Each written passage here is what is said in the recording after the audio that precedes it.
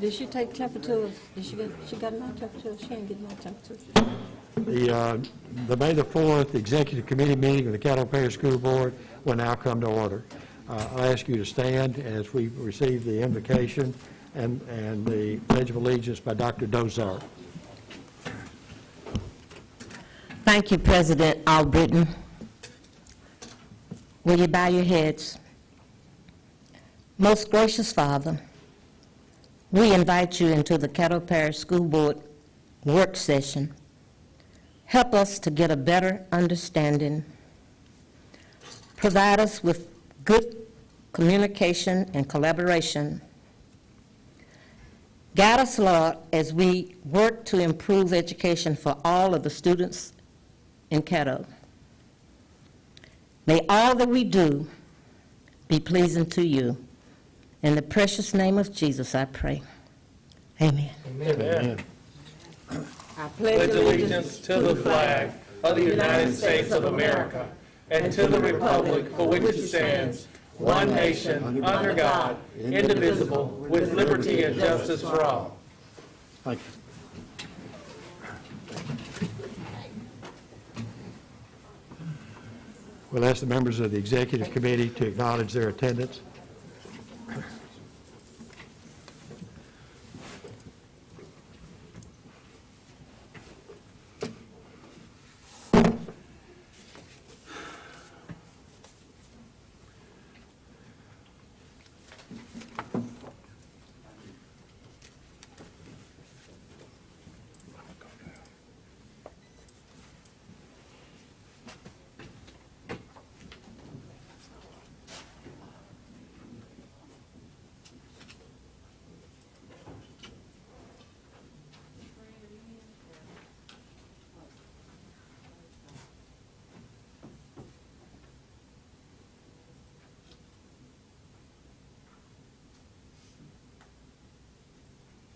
Okay.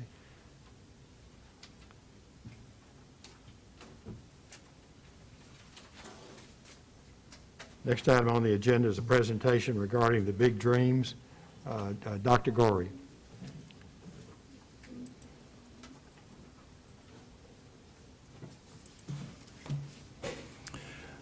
Thank you very much, Mr. President, as well as all other board members. Really excited tonight to come and present to you the culmination of what really amounts to about 18 months of work, and that's the presentation of our strategic plan entitled Big Dreams Start Here. If you'll remember, we actually started this conversation pre-pandemic and are really excited about the product that we'll present tonight. We will certainly try to be as timely as possible, but we certainly do want to make sure we present enough information so that the board is very informed about the direction that we will take the district in the next 3 years. Looking at our agenda tonight, quickly, I will start off, of course. After that, Mary will come with an executive summary, as well as our district profile and an environmental scan. I will then come back with our vision, mission, our equity statement, and our core values, as well as I'll speak to what our theory of action is as a district. Mary will then come with our district goals and matrices, and of course, I'll come and speak to what some of the key outputs are for the project. So if we go back, what's almost 8 years now, when I began this work in December of 2013, one of the first charges of the board was to develop this strategic plan. At the time, there was not a strategic plan in place, and certainly from my experiences in leadership in other districts, believe that a strategic plan is imperative to govern the work that we're going to do as a school district. So we immediately went into the process of developing a strategic plan, and at that time, the plan focused pretty much solely on student achievement, improving business practices, stakeholder engagement and trust, as well as maintaining and developing a healthy employee base. Those were some of the issues that we saw at the time as being paramount to the future success of the district, and that plan was developed as a 5-year plan. So from 2014 to the year 2020, that is the plan that governed the work that we did as a district, and we certainly made great strides over those 5 years. Some things just to highlight that actually happened is we saw the district reach the highest graduation rate in history. That was in 2017-18. We saw the district get to a point where there were no high schools that were rated as D or F. and that was the first time that that's happened. We saw stronger recruitment and retention of teachers. In fact, that was very evident in the data as we looked at the numbers of vacant positions in our schools, fewer incidents and crime in our schools, better communication and transparency, as well as customer service, better practice implementations, and there are several areas such as vacant buildings, energy efficiency, school maintenance, teacher vacancies, healthcare costs. Those are just some of the examples where we truly made measurable progress in those areas, as well as we made big improvements when you look at literacy, parent engagement, and just the fiscal health of our district. We made strides in those areas. Now, even though we acknowledge those things that we did well, we are a system that always is open to improvement and knew that coming off that plan that there was an opportunity to improve. Now, if you'll remember, when we started this conversation in January of last year, pre-pandemic, the conversation was really more about a revamp. How do we quickly revamp this plan, take those areas that we need to improve upon, and make sure we incorporate those in the work that we do? As you go through a pandemic, and why I'm most grateful that we had not approved a new plan is that a pandemic certainly changes all areas and all those focuses based on situations that have been created. So we had an opportunity then to come out of pandemic to take a full year, academic school year, I should say, to really develop a plan that embodies where we are as a system today and embodies those things that we will need post-pandemic to see students achieve at their highest levels.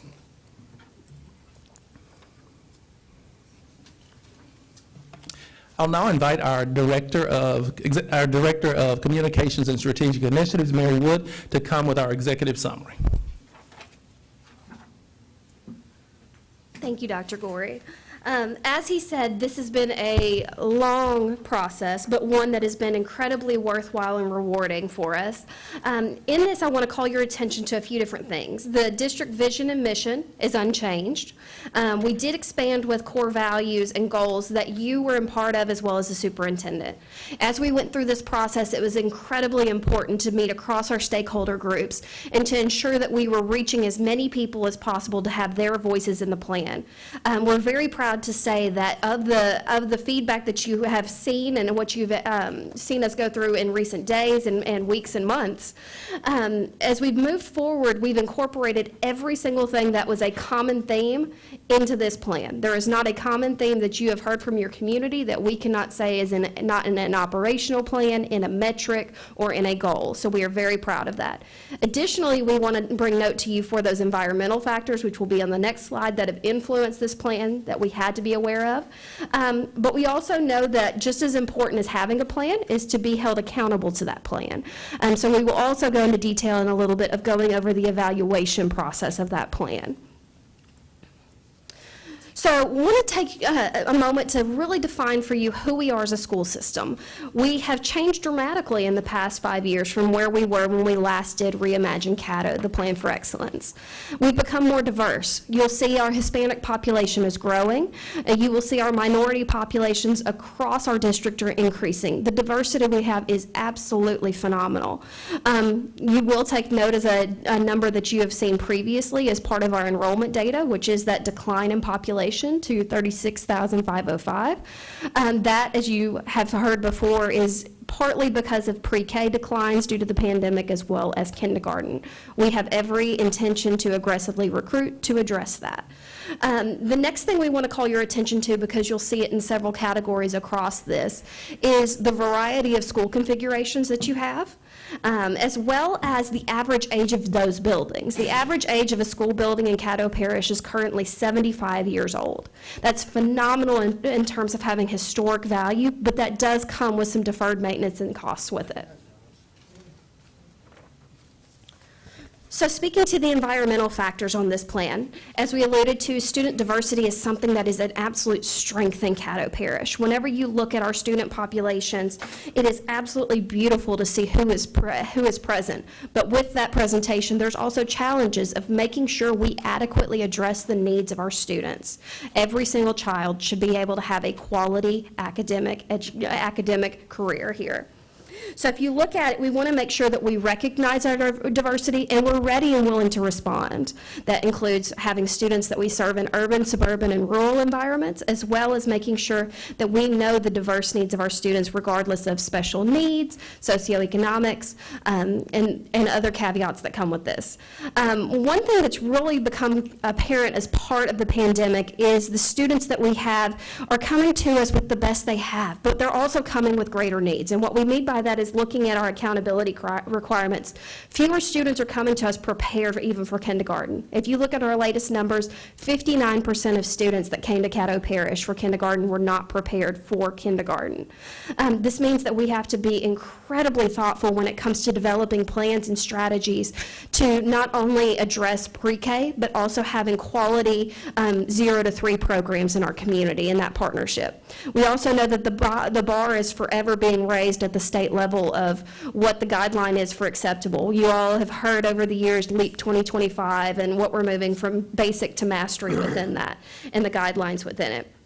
Declining enrollment is something that has been a continued conversation here, and the population shifts within our community and how you adequately address those students that are overpopulated in many schools with numerous T buildings and those that are underpopulated, and making sure we have adequate programs for all. The declining enrollment, as you know, also means declining revenue whenever you're looking at a per pupil basis. So making sure that we are fiscally responsible throughout this process, and also looking at our student needs across that. Yes, you are having a variety of student needs that come in the form of not only those that are gifted, those are talented, that are just phenomenal to work with. You also have an increase in population in SPED and 504 in English language learners that you have to be able to adequately respond to. One of the conversations that came up in the board meeting on the 20th was about our stimulus funds, and I want you to know that that was top of mind with us when we developed this plan. But just as important as it is to understand where these stimulus funds should go, it's understanding that they are only for a short time, and we need sustainability as a school system. Finally, we want to make note of the fact that our community across the board looked at serious offenses and said, what can we do to ensure that our schools are safe places to learn? We've seen great progress over the past 3 years. Roy Murray and his team are second to none, and we've seen our students' serious offenses decline by 39%, but we want to take that and build upon it. This was something that was highlighted across focus groups of making sure the top priority is safety in schools, not only in making sure the offenses aren't there, but also in regard to COVID-19. Bringing Dr. Gorey back for Vision Mission. Thank you. A little sidebar. Board members, please note that the pages are numbered, so as you collect your questions, if you'll note the page, that would make it easier for us to flip back to the appropriate slides when we do take questions. Now, one thing that I'll reiterate, and Ms. Wood stressed that we met with a very diverse group of stakeholders, including the board, including students, teachers, parents. We met with diverse people to formulate what this plan would look like and to make sure that we received and that the voice of all stakeholders was reflected in the plan. Now, as we look at our mission, vision, and equity statement, what I will tell you is that the mission and the vision were brought over directly from our old plan, and overwhelmingly, our stakeholders felt that those mission and vision statements that we put quite a bit of time into 6 years ago still reflected what we were about as a district. When we think about our vision statement, and I'm going to read these, and I generally don't do that, but I'm going to read this to you because I don't want anything to be lost. When we think about our vision statement, though, we're looking 3 years ahead, and generally it's speaking, it's about 5 years ahead as to where we are going as a district. And in that respect, Caddo Parish Public Schools is dedicated to preparing students for the future, developing the whole child academically and socially in collaborations with families and the community. That speaks to where we see ourselves in the future. Now, when we speak to our mission statement, this is more like a 365-day gauge. This is saying what are those what's our mission that's driving the decisions that we make for the next year. And in that respect, all students will be lifelong learners equipped with the skills, knowledge, and attitude to succeed as productive and responsible citizens in a local, national, and global society. And again, I'll reiterate, those came directly from our other plan.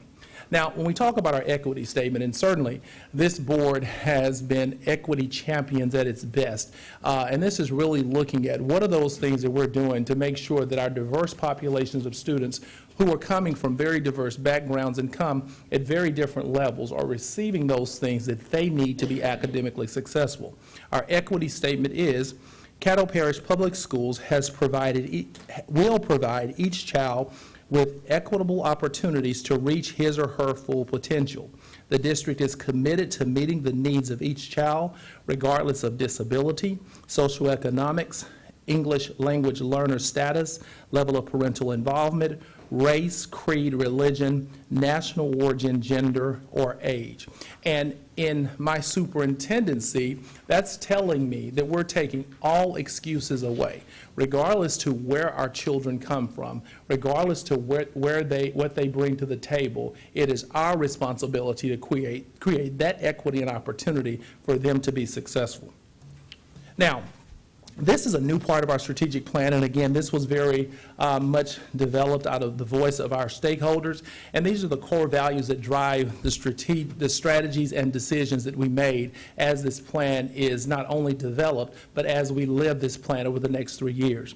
And the first thing is excellence. One of our first core value is excellence, and that is where we are pursue high-quality standards in student achievement and organizational performance. We then go to integrity. Build positive relationships through honesty, respect, and compassion. Equity. Foster an environment that serves all students and promotes diversity of staff. Service. Practice servant leadership beginning with central office and permeating throughout district schools and that going to the students. And last, we have innovation. Designing bold and creative strategies to teach and inspire students to reach potential and become lifelong learners. And again, these are the values, these are the core thoughts that we remind ourselves of as we make decisions around how do we implement this strategic plan. Now, the next part of the slide is new as well, and this is our theory of action. And this speaks more to what are our goals as a school system. And we describe ourselves from a theory as a performance empowerment system of schools. I often use the term that we are a system of schools versus a school system, and I use that jokingly, but in a lot of ways that's true. It's true because if you compare school A to school X, they are so very different, and it's hard to really say that whatever you implement in one setting works well in the other one. But what our goal is, as we go into this strategic plan, is to really embrace that conversation around that we can have schools that are doing different things, but our goal is to encourage full ownership of performance, innovation, and decision-making. And because, and when schools are performing well, we want to reward them with more autonomy. When we think about autonomy, we think about the ability to do what you want to do. But we want to really define what those autonomies are. And as we see schools that perform well, we want to provide them with more autonomous opportunities. Now, what I will tell you is that over the next year is an interesting year because of us being post-pandemic. So next year is it's a benchmark year where we will somewhat see less autonomy until we see those performances and see what those performances look like on the other side of the pandemic. Now, in that respect, though, we will be looking for schools that perform well to have more flexibility and decision-making autonomy when they are performing well. And the graphic there kind of shows that. If you look at as performance goes up, as does opportunities to be autonomous. Now, at the same time, though, I think this speaks even stronger to us now being able to better utilize central resources to provide lower performing schools with stronger supports when they're not performing well. Again, high-power schools empowered with high degrees of autonomy, and our goal is to move all of our schools towards that end where they have autonomy, but at the same time, that would mean that they are performing well. Now to our goals, and if you'll remember, in our last strategic plan, everything was pretty much divided out by divisions. You had your academic division, your finance division, you had your human resource divisions, your community engagement divisions, all different divisions. What we've done this year, though, is we have developed district goals and built everyone's work around those district goals. For example, the first district goal is ensuring achievement of high academic standards for all students. This was not just something that our academic team owns, but this is something that operations owns a part of. And what those things that are operational that lead to higher academic achievement, you'll see those goals will be measured within that first goal. Our second goal, develop students to successfully compete in a global society. So across all divisions, you will see work towards that from all of our divisions. Goal 3, actively engage families and communities to be partners in helping students reach potential. Goal 4, ensure efficiencies and effectiveness and high ethical standards of business practices. And of course, Goal 5, recruit, retain, and develop high-performing, diverse staff. And as you look across these goals, and as Ms. Wood comes back to really speak to what those matrices look like, you will see how the work of all of our divisions is embraced in each of the goals.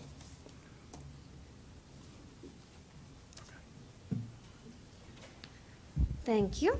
So I'm not going to belabor the goals because you've just seen those, but in looking at your high academic standards, we know that in order for students to be able to adequately learn, they have to have some level of support. So I'm going to start with how we're going to measure it.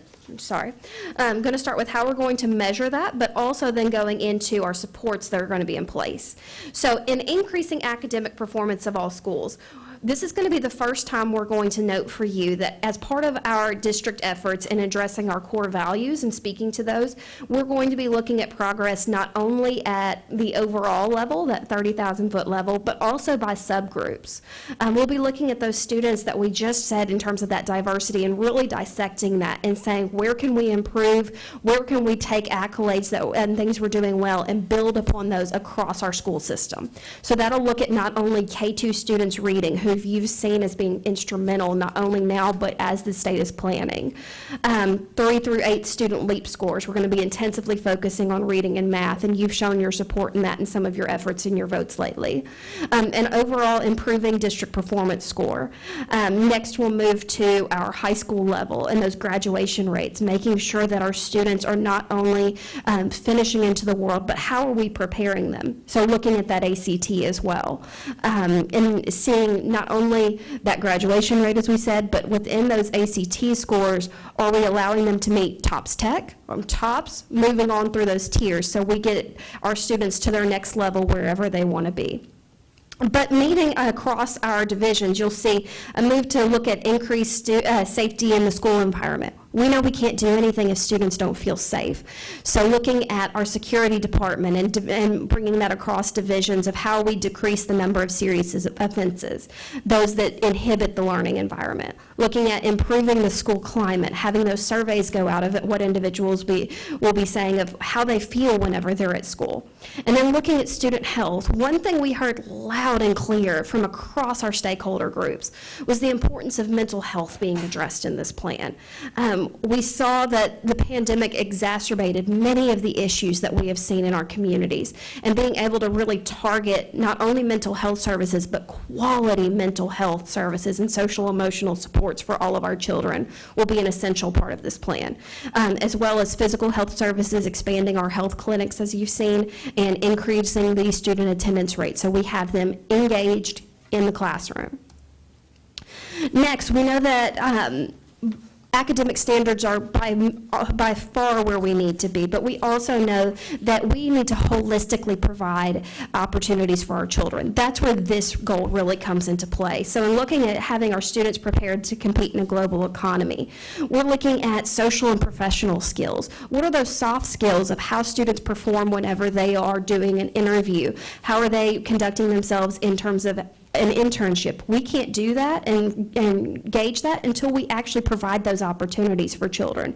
So expanding access to those. Also increasing access and opportunities in the form of dual enrollment and advanced placement coursework, making it where across our schools our students have access to that curriculum. Also going into our global and cultural topics and having access to this. This is known within the state parameters. It's the access and opportunities function of what we do, and this is having it where they have programs like foreign language, fine arts, clubs, and opportunities. And then next, it's one of the things we're most proud of in this district is the opportunity for a student to simultaneously graduate with a diploma as well as an associate's degree. We want to increase those numbers so students come out already a step ahead of the game. Next, you'll see that this is something where we very frankly say that we have more room to grow on as we move forward. Improving transparency and trust. We made extensive gains in this in our last strategic plan, but we're not ready to rest on our laurels. So we want to continue to expand what we're doing to be open in communication with our community. We also want to expand opportunities for community partnerships, and we want to be very clear in this, in that we're not just looking to increase partnerships for the sake of saying a number. We want to make sure that these are strategically aligned to addressing student needs, and that we're going to be very thoughtful whenever we're looking at who these community partners are and how they can help us. Next, this was where I was saying that we know we have room to grow, and this is in terms of parental engagement. You'll see from us some of our bigger ideas of how we're looking to engage parents, but we see this as a critical need for us. And next, seeing our community members and our stakeholders as customers and a part of an experience with us and improving their satisfaction in work with us. Next, in looking at the business practices of this school system, we know that we can only do the first three that we discussed if we are doing everything we can to be fiscally responsible.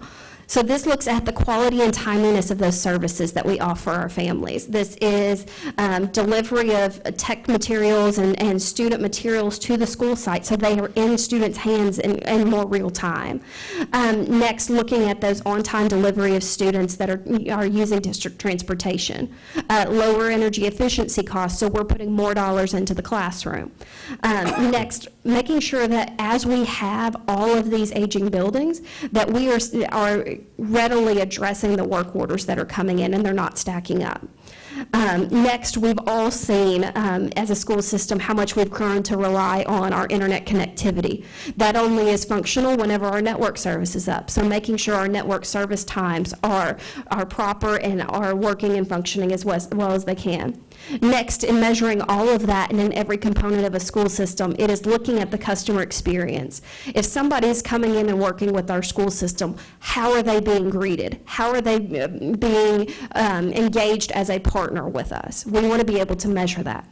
Next, an important component that we've worked with you on hand in hand, and that is the financial health of this district. So we're looking at spending within budget that the board approves, increasing the contingency reserves that we know are so critical, and looking at cost savings across the district. How can we procure in a better way that is going to allow us to leverage across departments to purchase in bulk and reduce costs, and also improve and sustain that bond rating? And one of the commitments, and one thing we know Mr. Rochelle personally has advocated for over the years, and that's increasing revenue and usage of grants. We are calling across divisions for individuals to seek out grants, and for us to the first time to be able to track that and measure it. Next, recruitment and retention of development of a high-performing diverse staff. We know that we've had some struggles whenever it comes to recruitment and retention, and where that really focuses on in the fact that the face of teaching in Caddo Parish and across the nation is changing, and we have to be ready and nimble enough to address that. You've made some great strides in your commitments as a school board and working with this district in terms of innovative programs like alternative certification through CTA. We are looking at only increasing the efforts that we have to address vacancies, aggressively recruiting, hiring, hiring and making the staffing process as seamless and user-friendly as possible. Next, we're looking at the performance-based culture that we have of our school system, going after that diversity and competency of our staff. We're looking at high-quality PD opportunities and measuring that PD so that we know that we're giving our teachers what they need to be successful, as well as our classified staff. Looking at the diversity of the staff that we hire and making sure that they are representative of the students and families we serve, as well as increasing the number of certified staff members across our district. And finally, you're looking at staff satisfaction and retention. Today, at this point, our district has not been in the best shape whenever it comes to holistically measuring how well we're meeting the needs of our employees. And so we know that we need to do a better job of keeping that communication channel open and tracking not only employee satisfaction, but also how often our employees are attending, looking at turnover rates, and trying to get a holistic picture of where our employees are in the system. I'll turn it back over to Dr. Gorey. Thank you. And, one thing, if you'll remember, I think it's interesting that even pre-pandemic, we spoke about a 3-year strategic plan. And we spoke about a 3-year strategic plan mainly because of the declining population at the time, and that we were losing more students than we had anticipated, and we knew that it would be necessary for us to regroup and redevelop our plan probably on a short timeline. If you ask me post-pandemic why 3 years is appropriate, I think my answer is a little more expansive. And if you remember last week in the presentation around our stimulus dollars, I talked about the 4 summers in 3 years. And I do think if you look at the stimulus dollars and if you look at this plan that we present to you tonight, they are parallel. And I think that's interesting because those dollars and those opportunities that those dollars would create are directly parallel with the timing of this strategic plan. Now, I'm one of those, as most effective educators are, one of those begin with the end in mind type people. And what this slide demonstrates for you is if we begin with the end in mind, these are the things that we should see as a result of this strategic plan. I'm certainly not going to read everything to you that surrounds the circle, but I'd like to speak to those things that are in the circle because I do believe those are the key outputs that we should see at the end of this 4-summer, 3-year time. First off, we should see a performance empowerment system of schools, and I've spoken to that. We should see a system where our high-performing schools have more autonomy in decision-making around what's best for their student populations, but at the same time, we should see wonderful triages of supports for those schools that are struggling. And I think we would be unrealistic if we did not acknowledge that in an urban system of this size, we are going to always have some struggles. But how are we supporting and ensuring that we're doing everything we can to address those struggles? Now, the next thing is community achievement compacts. And what this speaks to is this is an opportunity for us to truly go to the community, to truly go to the parents, to truly create these compacts or these groups, these meetings around what do we as a holistic group need to do if we're going to see wonderful achievement. This is a wonderful time for us to continue to greatly respect the voice of all of our stakeholders as we move the system forward. We are not a system that believes that we as educators can do this work alone. We must have the help of all of our different groups to help us make that a reality. I do believe we made progress in that space in the last strategic plan, but certainly own that there is more progress to be made. Student wellness expansion, and this is really looking at mental and physical health. And, we talk about this of our students as they return from this pandemic experience. And there are very few people in our community that have not in some way, in fact, there's no one that has not been impacted in some way. So how are we making sure that our social emotional programs are as strong as they can be? How are we making sure that we're addressing adverse childhood experiences and students who are dealing with trauma? How are we making sure that we are dealing with the whole child and understanding and respecting across the board that no child, when they are suffering, when they're in pain, can be as successful as they need to be. So making sure that we have systems to address that. Of course, a long-term facilities plan. Ms. Wood mentioned that the average age of our facilities is 75 years, and certainly that can be seen as a good thing from a historic perspective. But there are some management costs and some actual costs associated with maintaining those schools that we need to address. Now, at the same time, I compliment this board because I do believe we're already moving in the right directions when we look at things like how are we managing our offline facilities. But those are conversations that we need to continue over the next 3 years and ensure that we have a very good organization of our buildings. The last thing, of course, is the Parent Academy, and this is probably the thing that was, we began this work in the last 5 years, and quite frankly, we did not see the level of success that we'd hoped to see, but yet and still, we're committed to this, and we're committed to continue to work toward this. A part of our conversation, even as we go into this next strategic plan, is to really look at some of those other models that are already in place across our country that are excellent examples, and really that's looking at models in our larger urban communities, our Houston ISDs, our Miami-Dade in the school systems. There are some of those models out there, and really looking at how can we model our parish, which is really a crosscut of many of our large urban systems in the country. How can we take some of that work that's been done and really model that to create a better opportunity and a better educational experience, not only for our students, but for our parents?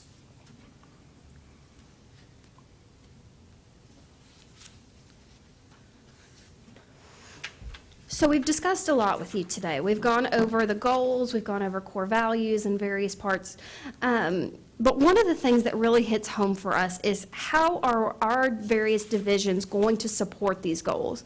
We're very aware that this is something different than what we did in the previous strategic plan as a staff and in moving toward meeting the needs of our students. So when you look at this, we believe it to be a visualization of our commitment to the community, of how our various divisions are going to rise all together to meet the needs of the goals. So you'll see on top of the pyramid, you'll see those goals that we have, as well as each pillar has the various divisions as well as their initiatives in place aligned to those.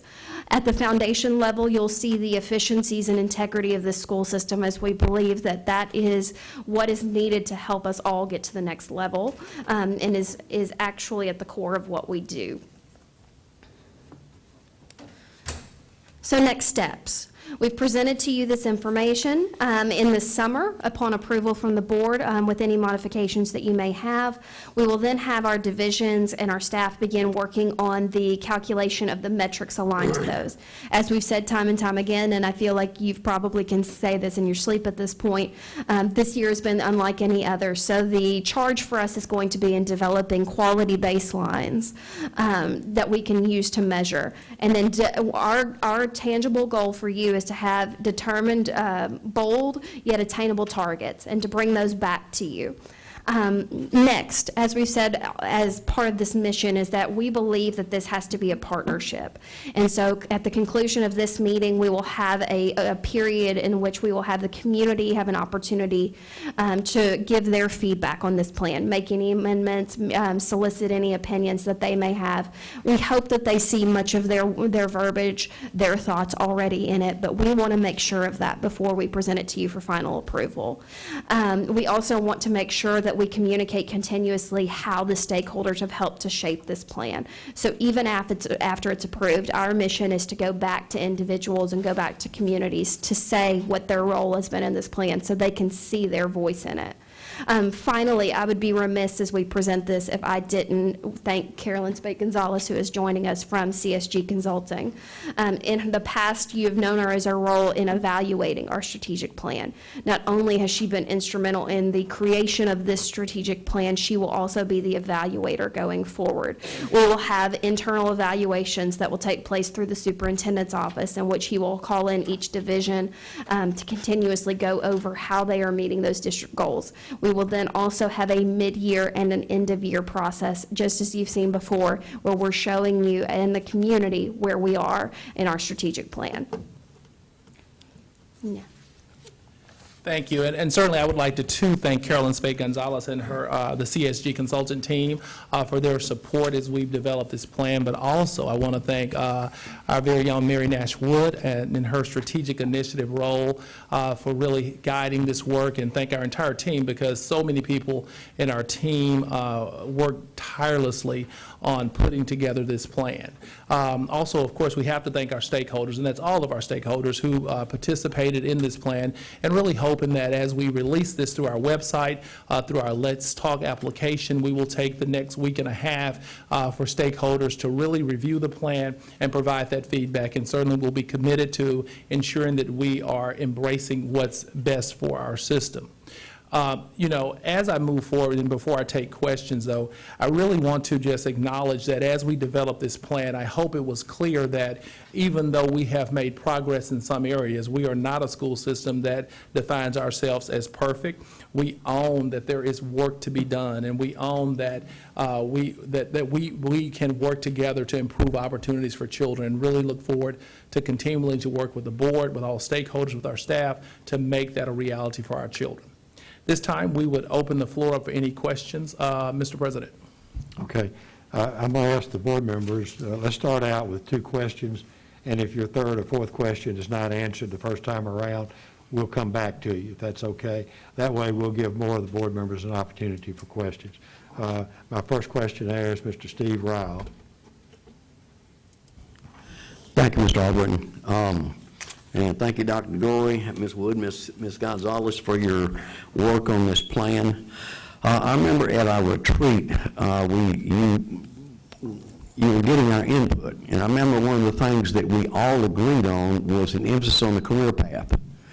And I'm not seeing any specifics. I'm seeing a lot of high academic standards which can apply to that, but I'm not seeing any specifics. Maybe I missed it toward the career path. Right, and what you'll see is that within our matrices, beneath that, there are still more specific goals. And if you look at Goal 2, which speaks to students achieving in a global economy, there are specific objectives that the day-to-day work that will lead directly to what the board indicated they wanted. Okay, now I know there are some certain challenges with getting the students to the career locations. We're going to be able to work and deal with that, because I know there's bus challenges, time challenges, and everything. Absolutely. Those are some of the direct objectives that you'll see addressed as we go through the work toward meeting those matrix goals. And the way this is structured, I'll give my staff those matrices. Then they will build objectives or day-to-day things that they do to reach those goals. When Ms. Gonzalez comes mid-year, she will say, this is the matrices. What have you done? How have you met this? We will then speak to that. But that is addressed definitely within the global, preparing students to be successful in a global economy. And what I will say, too, is that we will look at bus routes. Remember, and I think it's important when we talk about how it's not just on academics to do that. Operations now has to look at what do the bus routes say. Finance has to look at what are the resources and the dollars that are needed to make that happen. Human resources has to look at this from the perspective of what's the human capital needs and how do we make sure that those are in place or as close to being in place as possible. Okay. Thank you, sir. That's all I have. Ms. Green? I guess since he asked one question, I could take his extra, because I have 3. Hey, but the Parent Academy, I understand we have a Parent Resource Center. This Parent Academy, I would like to know more about that, and will this be in every school, or will it be in maybe a district, every couple of districts? How will that be set up? Thank you for asking that question, because again, Ms. Green, this is the thing that probably gives me the most pause. I think I said that. What we plan to do is to take next year, or at least a part of the year, to really look at what are those national models of success. I do believe there were several attempts for us in the original 5-year strategic plan to accomplish this that failed. So we really want to take the time to look at what are those models of success and look at how can we replicate that in our community to meet our needs. We're looking in urban communities that may be much bigger than us, but have the exact same racial, ethnic, and socioeconomic makeups, and looking at how can we look at the parent academies that are in place already to create success for our system. So we really don't want to define exactly what it looks like now, but we do want to come back to the board. And the good thing is that I know for a fact 2 places, Houston and Miami-Dade, have amazing parent academies in place already. Okay, well, I mean, if you need, I've been asking for a Parent Resource Center in my district forever, and the next thing I know, Ms. Bell had one going to her district by default. But it's a I understand it's by facility. default.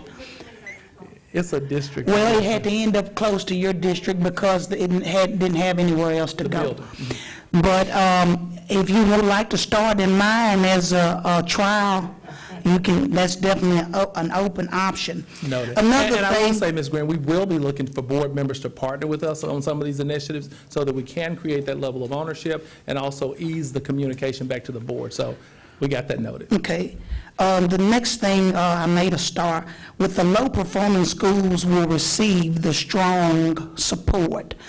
In that direction, can you explain how we're going to go in that direction? I can, and one thing I'll tell you is, as we look at and just to give you a preview, as we look at the work that we've done within our transformation zone, we're currently working on a model to expand that and to really increase those supports. We're really looking at how do we even include more schools in that, schools that have some similar struggles to some of our schools in our transformation zone. So very soon, we will come before the board, probably next month, and really look at what the future of that looks like. If you remember our transformation zone, the original contract we worked with was a 3-year contract, and the meat of that contract was we partnered with the University of Virginia around school turnaround. And I do believe the biggest meat that came out of that was that we truly changed schools. We made them places that were much more welcoming than we may have found some of them in the past. We went into the second phase of strategic plan, and that was our partnership with the state, and that was Transformation Next. And in Transformation Next, what you saw there was we implemented TAP, so we really looked at how do we increase the quality of curriculum and instruction in our schools through this national program. As we go on to the next stage, we really need to look at first, how do we expand this work so that more schools have opportunities to benefit from the resources? But even more importantly, how do we now get to the point to where we are sustaining those supports ourselves more so than relying on outside vendors to help us, fix us? So that's where we're headed in that direction. So this will be more guidance, okay, so it'll be with the instructional part of, so we'll be working on that, how could I put this, with like more support through directors or, you know. What you're going to see is that you will have those executive director roles that will be in place, but more importantly than the executive director roles, you're going to really be looking at a lot of the initiatives. I'll give you an example. The state and Dr. Brumley is very focused on literacy. So there's a lot of resources that are being sent out there in the districts for resources toward literacy. So really looking at how do we build strong support teams as well as having those directors so that we are in the school, so that we are effectively, utilizing that system of circular evaluation and improvement process. How are we making sure that that's happening in the schools? And again, our goal is to expand that to some of the schools that's quite obvious to you as you sit on the board, that are very similar in need to many of the schools within our transformation zone now. Okay, my last thing, and I won't say anything else on this. The average age of our buildings is 75 years old.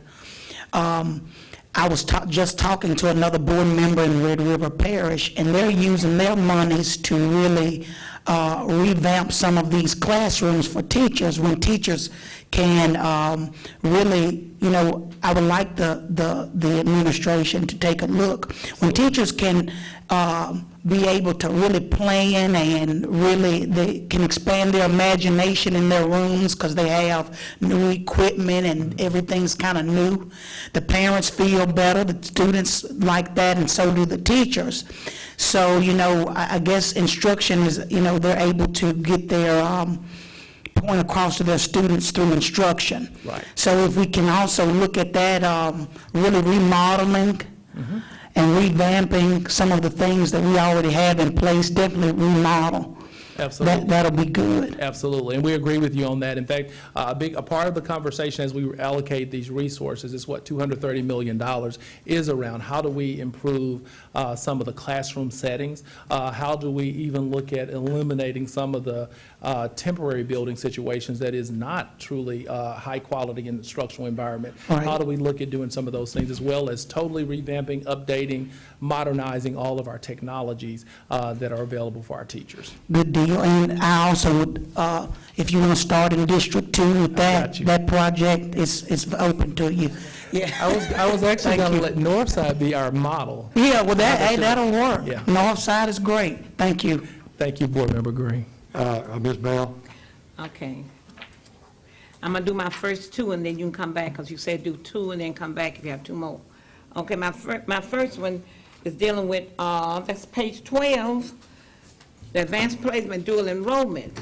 And I have a concern, and I'd like for y'all to take this up when you know, since, are the schools, the high schools open their doors to all colleges, or they just, but, what I'm hearing, some high schools just particularly want certain colleges in there when it comes to dual enrollment.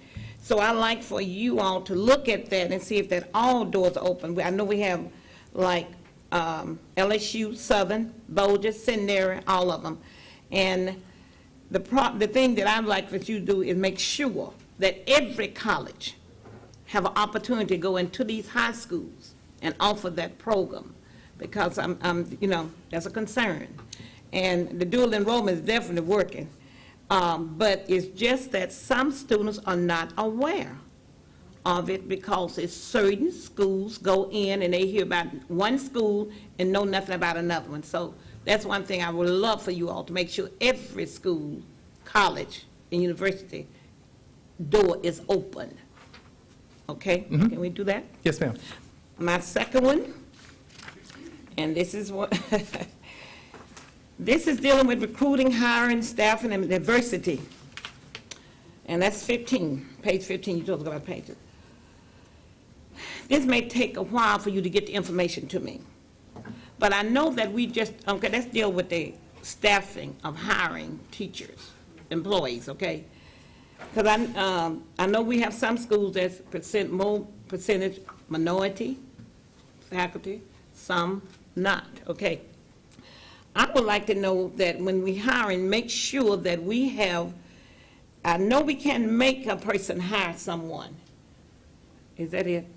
But that we are equal in minority and white and all non-minority in all these schools. Race is everywhere. We need to see all faces of it. And I just feel that, and I know with hiring, and I know about that, but I just like to say, I don't like to see a one race school when we got all babies, every child babies going. I would like y'all to look into that and see, we make sure that we have at least, not an equal number, but at least half of something. And when I walk in them classroom, I just won't see just one race. Will y'all consider that? And I know it's hard. I know we're begging for teachers. I know that. Right. So maybe we need to look at that percentage.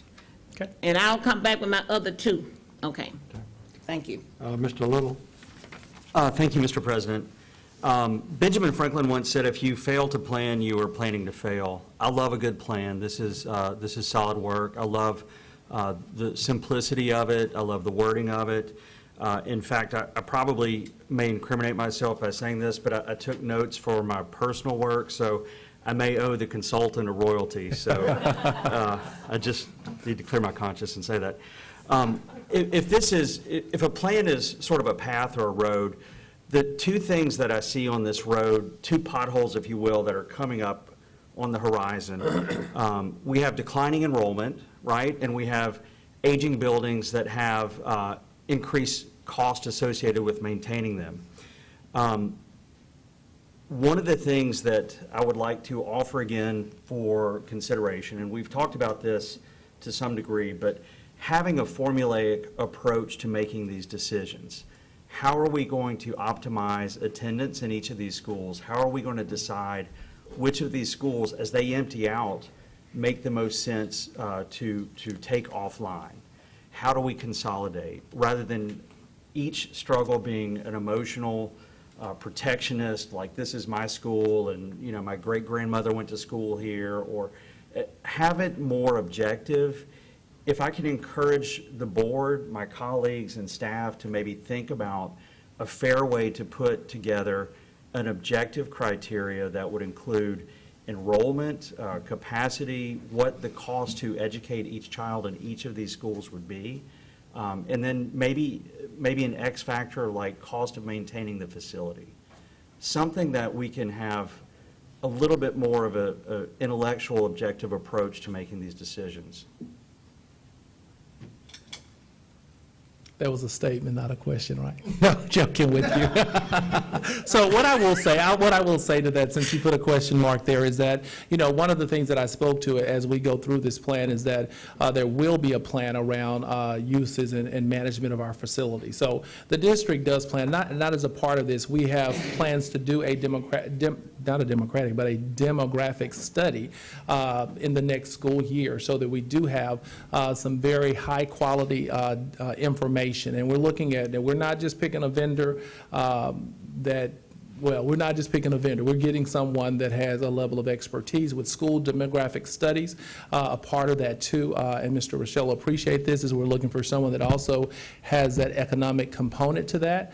And that's a conversation that I've had with Mr. Rochelle for the last few years. And quite frankly, we just hadn't been able to find a vendor that does that. But through some of my national work with Chiefs for Change, we're really working with some vendors around finding the right person to come in and do some of that work. And I do think that could provide you some of the information that you're describing. Again, that still is something, I've said this several times, that still is something that will be something that this board will have to decide because it is emotional. And I've gone through several consolidations and school closures. So how you take that out, I don't know.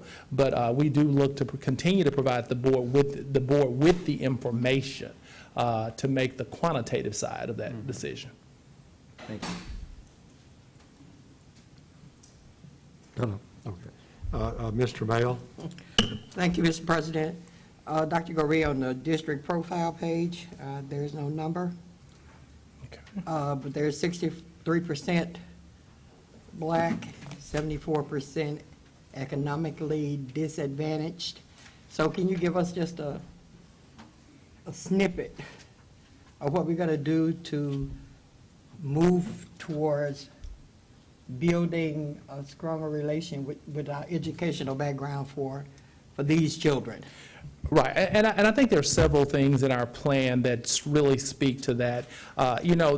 It's not my opinion, but research shows that poverty and performance are very much well aligned. In fact, as I looked at the Title I list today and I looked at those A schools in the district, Right. Generally those are the schools that have poverty rates under the 30%. But at the same time, interestingly enough, we are a system where over 40 of our schools have poverty rates above 90%. So when we think about even the conversation around our theory of action and really empowering those schools that are performing well.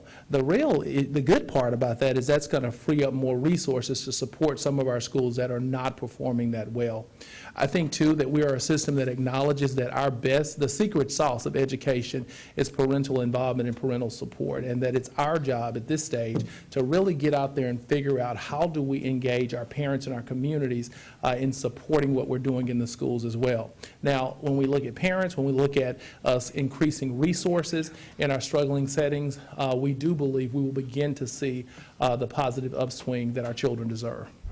Okay, since we know we can't go back to make a connection for the last year and a half. Right. And we look at the low-performing schools and the strong support that they'll be receiving, how do we get this so that the community know that this is what, we've been doing it, but how we make sure that they know that we're doing it? Right. The community knows. And if you were to ask me out of the last plan, what is that thing that keeps me up at night? Right. It's just that. How do we truly get that to that authentic level of engagement from all stakeholders? And that is a space, Mr. Mel, quite frankly, we will spend a lot of time in from now to December, so that we do have some, when we bring you the mid-year evaluation in January, we do have some tangible, some things that we can tell you that we're doing to really work forward in that space. Okay. Since he only asked one question, I'm gonna do like I have just one. Okay, all right, now, I'm just trying to use. Ms. Green, I think you started so this. nice. All right. Okay, with virtual education, as we look at page 11, and we start talking about the graduation rate, do you foresee May, whatever date, what it's gonna look like when they measure our rate for the coming year? Will we have issues? We're concerned. We're concerned, Right. but Concerned. staff is working diligently in that space. We are concerned, though. We made so much stride, and we truly don't want to lose all of that stride. But this pandemic year has created absolute challenges with tracking and keeping up with children. But we are working diligently every day to make sure that that impact is not, or we minimize that impact to our students and their success. When we think about the things we've done, such as opening up our schools on Fridays for students to come in, when we think about how we've encouraged families to return if your children are failing, our state has helped us tremendously by providing some waivers to make it easier for children to graduate in this season, which I think is very appropriate. We are taking advantage of all of those opportunities and looking to at least maintain our graduation rate. Okay, thank you. I'll be back. Mr. Rochelle?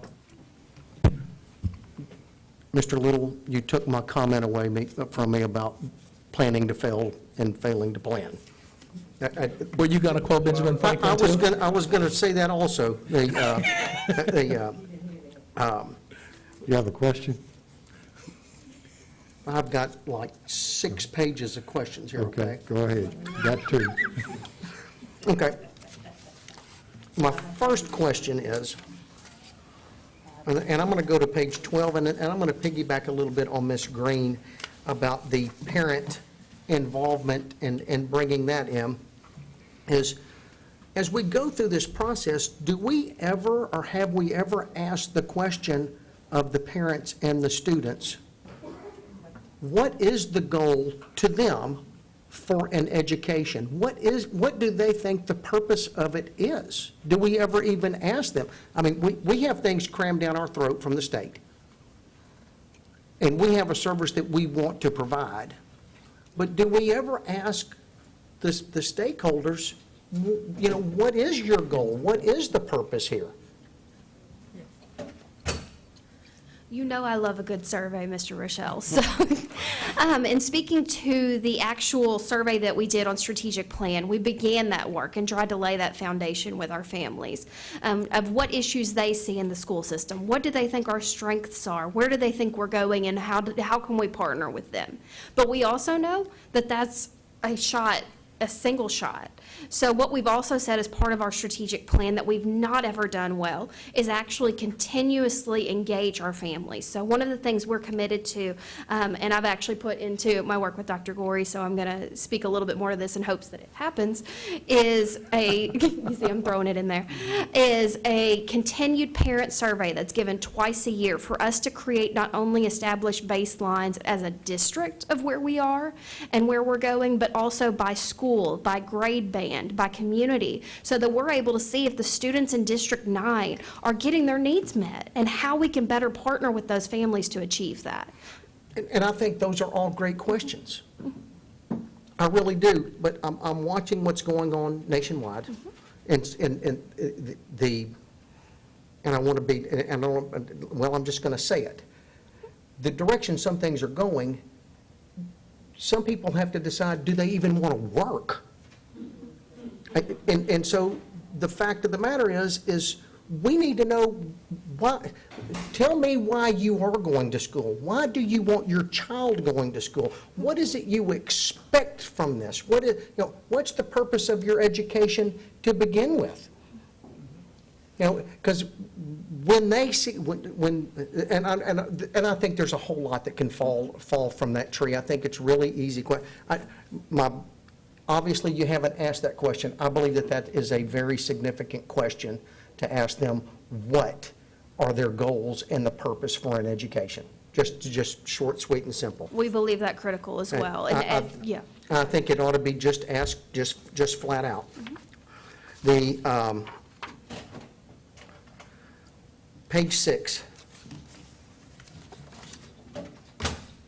Accountability requirements. Fewer children prepared for kindergarten each year. We were talking about facility usage, in particular Arthur Circle, and talking about the early childhood, our ECE program. And we said there's no reason to have Arthur Circle as an ECE because we don't even have all the positions filled Was that correct? Right, we have vacancies within our pre-K programs in our district. Now, what that speaks to, though, is that we've got to recruit, and we're working not only as a school system, and if we got commercials on every channel, on every radio station. We're also working aggressively with community partners around engaging our families and sending their younger children to school. I think this was an anomaly year, of course, because of the pandemic, but again, the problem existed even before the pandemic. Really excited, though, as you look at this strategic plan, is going to be to see the increase in opportunities in that 0 to 3-year-old space, where we are working very aggressively with business partners to bring children into school at even earlier ages. Very fortunate that our state also does have an adopted curriculum, a Tier 1 curriculum that we're using in our programs for our preschool children. So I do believe as we continue to monitor and continue to do everything we can to get families out of the home and into the schools, I do believe we'll see an increase in this. Now, some of the commitments here, though, are those things around the compacts. When we're meeting with our pastors, how are we engaging them to support us with getting children out of the homes and into school? So really expanding that arm of communication with all stakeholders to help us in all of the areas. Great answer. And I think that also feeds back into, for the ECE program, is what do they want for their children? That's a very simple question. Do you want your child prepared to go into kindergarten? Yes or no? I can't imagine anybody saying no, but, you know. I don't think so. I think it's a little more complicated than that. I think when you really look at why some families may choose not to participate in our 3 or 4-year-old programs that have been around, for years. Yeah. But yet and still, I think even those younger children, and we get the 6 month to 3 in general, but we're at a stage now where we don't even need to get that, because there are so many quality programs out there to begin to make sure that we're addressing that 30 million word gap that happens in children by age 3, which is something Again, we're pushing. I think it comes in the questions. If they say yes, you know, are you participating? And if you're not, why not? Why? No, that was my 2 questions for now. Thank you. Mr. Nations? Well, congratulations on all those who worked so hard to put this plan together. I'm sure it took hundreds of hours, and it's going to take thousands to actually implement it, to bring it to fruition, is what we actually all want. Very impressive document, but my question is, how do we, and specifically we as school board members, take the key points of this plan, and, because that's a lot, clearly and effectively communicate that to our constituents in a way that they can embrace it, understand it, and embrace it, and support it in turn. What tools can we be given in order to make that streamlined and make it happen, I guess is what I'm asking. Right. I think there are 2 things here that I'll speak to. And first off, I'll appreciate Mr. Little's comment about it being easy to understand, because our goal is with what we presented to you was for it to be easy to understand. Now, understand, there's a layer below this of things that we have to do day to day that would truly overwhelm the world. However, that's something that we really have to be responsible for. Where the board can help us is to really be aware of this document that you have today, and to really help us to spread the word throughout all of your stakeholders, throughout all of your constituents, around those things that we are doing and those measurable outcomes that we are looking for to measure success as we move forward. Now, the most important thing you can do, though, is to remember the mission, the vision, the equity statement, those core values, and our theory of actions as you make decisions from a budgetary perspective or from a leadership perspective as to how we govern the district. And to think about those things as you're making those decisions. And I do believe as long as you're seeing autonomous opportunities with your principals who are successful, or those schools that are successful, are showing performance growth, and you're seeing those levels of support, that should be something that's doable. And I think that's the best way that the board can support this plan. Because, and just to follow up with that, I think our stakeholders are all interested in this kind of thing, but we need to be able to communicate that clearly to them. And I think it's okay to toot your horn every so often to say, hey, we have some challenges, no doubt, and COVID did not help. But we have a plan in place to address these challenges. Are we where we want to be? Absolutely not. But we're making great strides in making plans to get to where we want to be, and you as a public need to know that, Right. so, Right. thank you. Mr. Dixon? Thank you, Mr. Chair. Thank you all for such a great and thorough presentation. I guess like most of the board, I have a lot of questions. It's hard to narrow it down to 2 questions. But I'll respect the chair's directives. And I'll start with this one. On page 9, you talked about performance autonomy correlation. What does autonomy look like, or have you all gotten that far? Yeah. So, when we think about things, there are several gauges that we'll set over the year, over this next year, or really over the next 5 months. If you look by January, we'll be able to speak to a lot of these things. Now, when we think about autonomy, and I'll give you some examples, but one thing I'll say before I do that, there are going to be some things that we're not autonomous about that are directives as we come post-pandemic. Whether you are an affluent child in an A magnet school or a child of poverty who's in a struggling schools, you lost something in this pandemic. Our goal as we go into next year is to do everything we can to support that lost learning, but at the same time, create those opportunities for advancement for children. That's going to be a benchmark year. Now, what my staff will do as we go into next year is look at this work around what are those autonomies that we can afford to give or what we need to give to high-functioning schools. And we'll work with our principals and our teachers alike as we develop these autonomies. Some examples are, you think about autonomy, you decide, okay, now we're not going to go to school at 7, we're going to start at 9. Those are not the type of autonomies we're talking about. We're talking about things around what are the specific amounts of core instruction times that you can deviate from because you are performing well and you feel this is what's best for your school. What are some of those operational things that you can change, like longer recess or things of that nature because you are performing well? So, and again, those are just a few examples. We will spend probably countless hours making sure that those autonomies are things that meet the needs of our children, but also create that system of reward when we have those high-performing schools. And again, I do think, more importantly, and I'll say this again, I'll stress this a lot, it also creates that system of reward that we provide more support in those settings where our performance is struggling. Okay, my second question, and I'll stop at this. When you speak of stakeholder engagement, what does the timetable look like for engaging your stakeholders in presenting the plan and getting input? So the plan will go live tonight, and it will be live through next week. In fact, it will say specifically the amount of time, and we'll probably go through next Thursday, which would give us an opportunity. We'll be capturing information and looking at how do we make that a part of the plan all along the next week. What that will do is produce by next Friday, the Friday before the board meeting, I should say, we will have an updated document, and that will be the document that the board will vote upon. Thank you. Okay. Dr. Dozart? Thank you, Mr. President.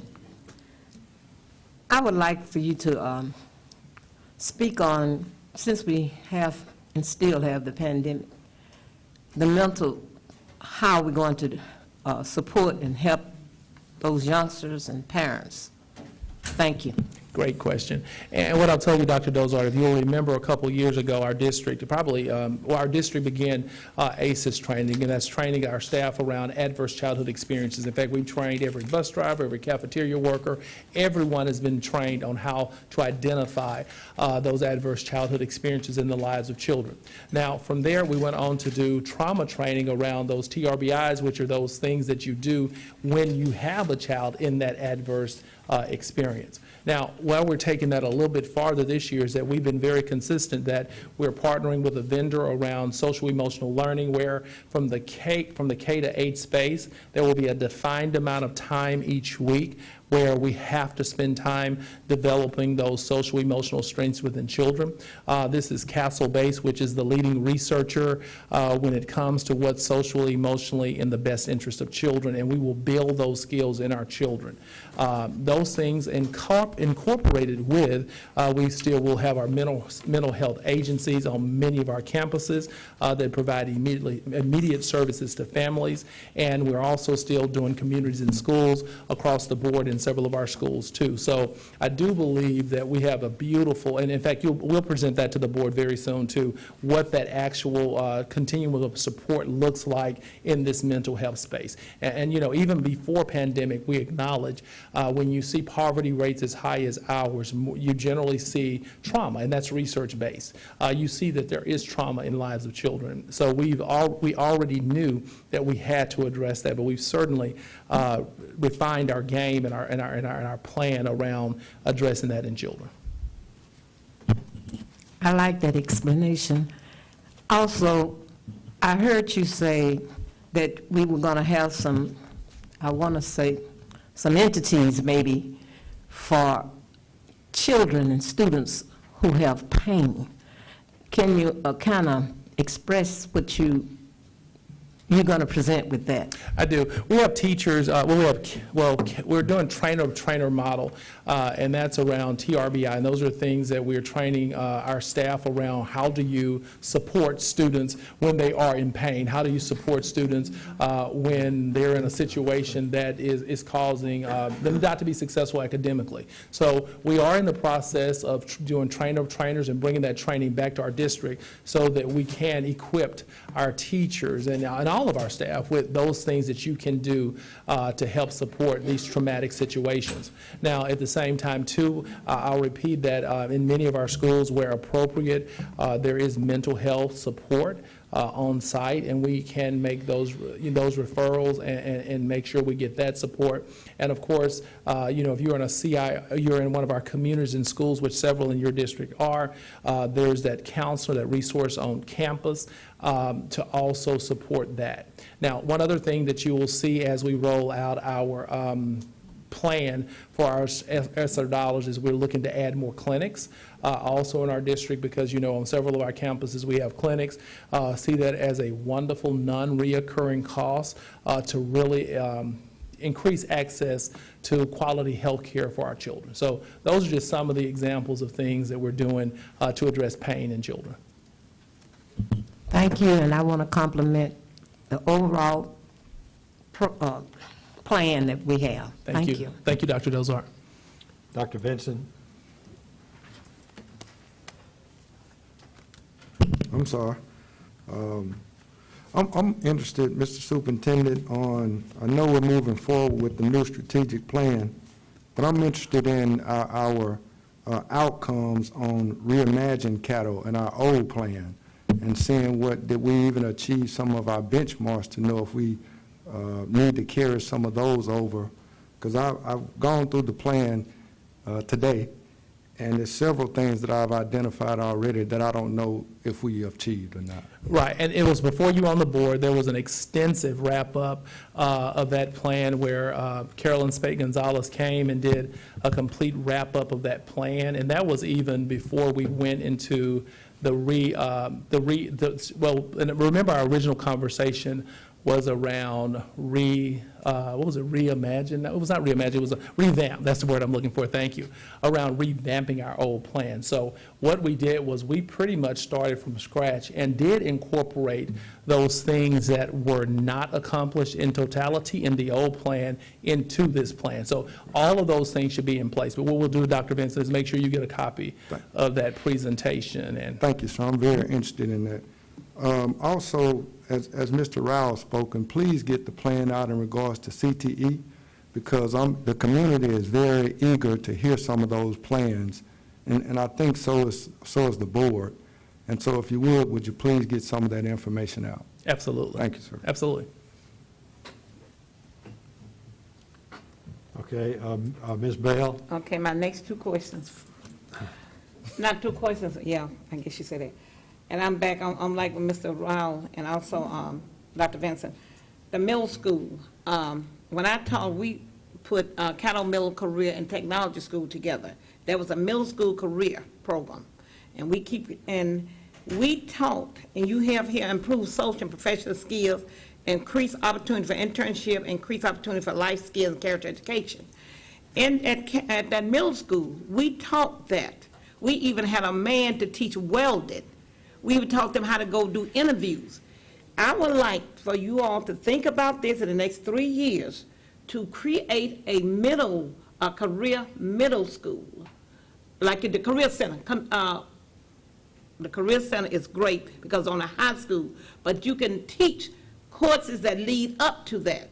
And I would like for you to consider in doing a career center for middle school students, okay? One thing I'll add is that we're really, we're working with an organization around how do we really improve our personal graduation plans, and how do we even take that work down to as early as the 6th grade. So I think that's speaking to the space that you're speaking to, that we do really work to as early as possible help children to identify what their interests are, what are some of those interest inventories based on where they see themselves in the future. So we are working to increase that opportunity. The thing that you never want to do, though, is you don't want to begin a track of children too early on. So that's something that we are very cautious of. But we are looking at PGP space and how can we take that work even lower. Okay, good.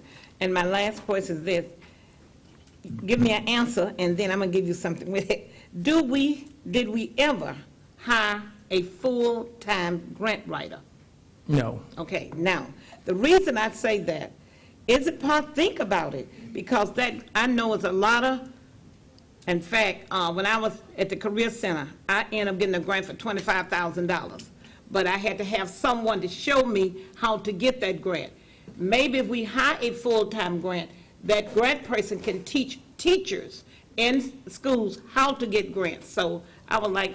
Right, and what my answer, and I know I've given this answer a couple of times before, but what I will say is that my staff, I mean, we get so many grants. So we have so many people from various divisions, from their seat of expertise, whether that's operations, whether that's finance. I mean, I can't count the number of grants that we're bringing in academics. So we do believe that we have a system in place where when we are comparing, we do national comparisons and we compare ourselves to other districts. We do believe we're very competitive in this space. And that's why it's been hard to justify one person being responsible for all grants. But staff will continue to look at that to make sure and compare ourselves to other districts to make sure that we are competitive in this space. Thank you. Mm-hmm. Great plan, great plan. Thank you. Mr. Rochelle? Thank you, Mr. President. I'm going to come back to the buildings. Our buildings are getting older. You know, Really? well, I was here when we did the original study on this, and it's just dragging. It really is just dragging on.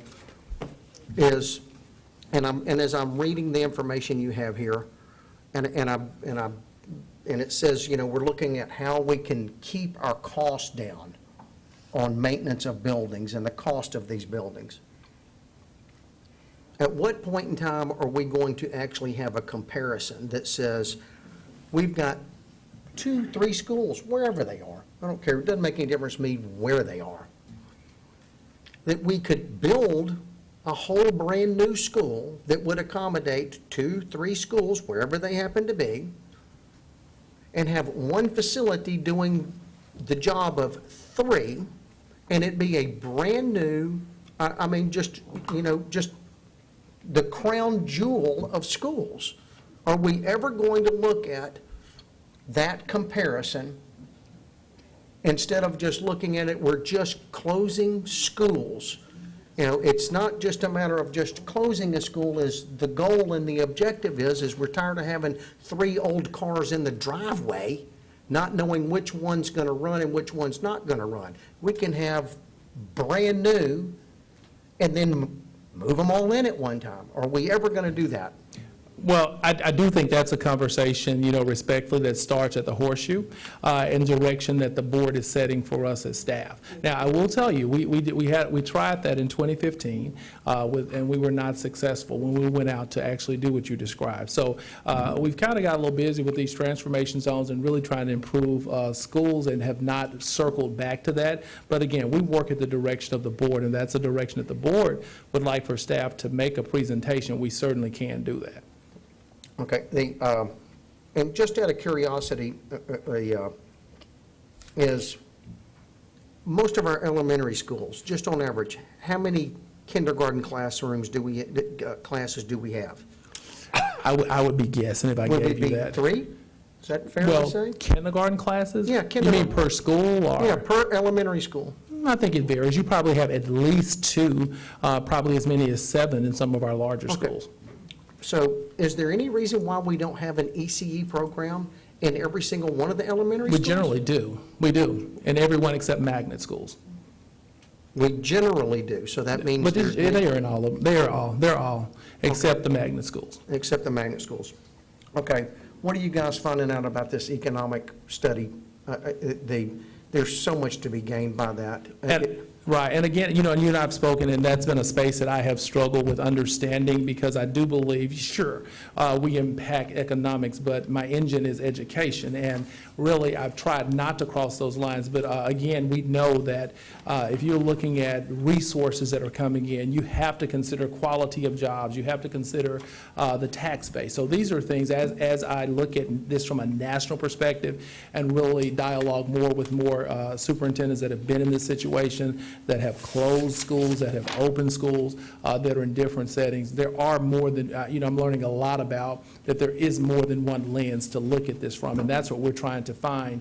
What is that organization that can provide us with that demographic information, the economic information, so we can better forecast where we're moving in the future? I probably still have, I'm pretty sure I do have the notes. I'll dig back for that and get that, because I believe that it actually has some pretty good information in it. And this really is a very good report, by the way. Thank you. Thank you. Mr. Rochelle, I think I could direct that to your committee to develop that point that you're working on about under the long-term planning, to consolidate and come up with a plan to facilitate exactly what you're talking about. But I think that would come under you calling a committee meeting and setting that as an agenda item. Well, I can only ask, you two are the only ones that can put it on there. No, you're the chair of the long-term planning committee. Yeah, I am the chair, but I can't add anything to the agenda. I have to ask for it to be put on there. Okay, is this a request? Yeah, I'll make it a formal request. Okay. I'll have to visit with Dr. Gorey first, so that we can Okay. get our heads wrapped around. In deference to Mr. Dixon, if you don't mind, Dr. Benson, he had a list of questions, and I don't know if he got down his list. Are you okay? All right. Then Dr. Benson? Mine will be quick. Dr. Gorey, if you would, please have the demographics sent for the surveys, even however they're delineated, parents, administrators, so we'll know at least some numbers on that survey. In Right. addition, Did you see the email we sent today? I Because did. we did not capture any demographic information. The only thing we can provide you with are those different groups that we met with. right, for an example, we know that it was 2,000 teachers surveyed or 100 parents. Can it be delineated in that regard? We didn't capture that information. In the Excel file you received for each question, how they answered it, the very first one delineates it in that column if they identified as a parent, a teacher, a faith leader. Okay, So I counted myself, I got you. Well, it'll sort it so we can put it together for you. I just got wanted you you. to know where it is in there. Yeah, and I apologize. I assume you were speaking to ethnic Yes, sir, I got demographic you. information. Also, you spoke a lot about autonomy for high-performing schools. Can you talk very briefly about what we'll do about the low-performing schools? Right, and that's, I was spoken, I think it was when Mr. Trammell spoke about how we're going to present to the board, how we're expanding our work and as we go into this. I remember I spoke about the first phase of transformation, the second phase, and now that we're going into the third phase of this work around transformational leadership. And again, we're really looking at national models. And again, one thing, you know, when I speak to, we may be 37,000 students, but we have a lot of similar concerns and issues as large urban systems across our country. And we've spent a lot of time, either through my work with Broad or through my work with Chiefs, looking at how similar we really are to some of those districts. So we are trying to look at those national models around expanding our supports for our lower performing schools. I think, this board is to be commended with the amount of resources that you have allocated to low performing schools in the past, and we're looking to expand that and certainly take advantage of this for summer 3 years to really make sure that those supports are in place. Really excited about the expansion, though, and again, that's something that we're working through as a staff now, and we'll present to the board in June. Okay, final thing is, just a comment, I think also we should look at performance-based funding and some data surrounding that, because you mentioned last week that dollars don't make you stay on a job. I don't know, dollars will make me stay. Right. In And some what I'll add, though, situations. and I think that this board's, we have paid, we have our hard-to-staff schools. In fact, all the schools in your district are those schools where teachers are paid more to work there. And that's something that we will continue as we go into the, we look at our transformation zone. We have always paid TAP payouts as well as paid some pretty large incentives to pay those teachers more to work there. So those are things that will continue, and we're even expanding on some of those in our hard-to-staff schools. I our target apologize for schools. my ignorance, Dr. Gordon. We'll talk about that later, but I want to know how much, because if you send me into, you probably can get my point. I mean, really paying them. And I'll end with this as far as career and technical education. I love the idea Board Member Bell mentioned in the pushing career and tech ed down onto the middle schools. In Germany, they began identifying students in the 8th grade in reference to their path. And ultimately, if we wait until the 10th grade, it's too late, because we know they can't go back and forth with the track. So Right. I just wanted to throw that out. Absolutely. Thank you, sir. I don't have any other requests for speaking.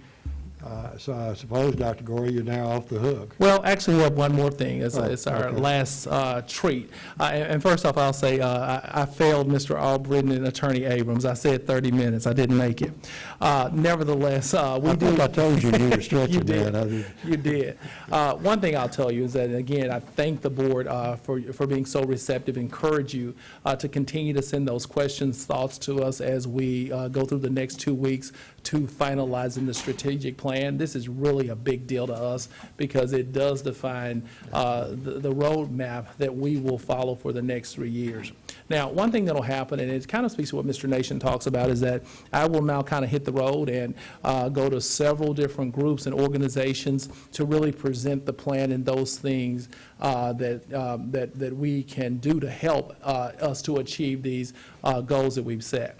A part of that, though, is really a video that we will use to debut our strategic plan. And I have to thank Ms. Wood and her communications hat, as well as Ms. Charnay McDonald, for doing an incredible job of really capturing why we do this work. So I encourage you to please look attentively. I encourage you, after we post this to social media, to make sure you share it, because this video does embrace why we do this work.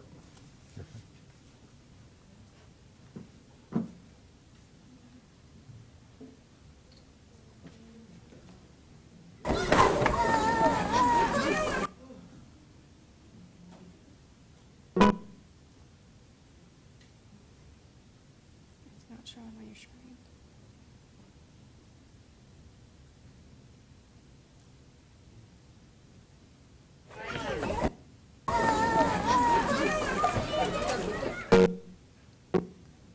Do we know what's going on, Brandy?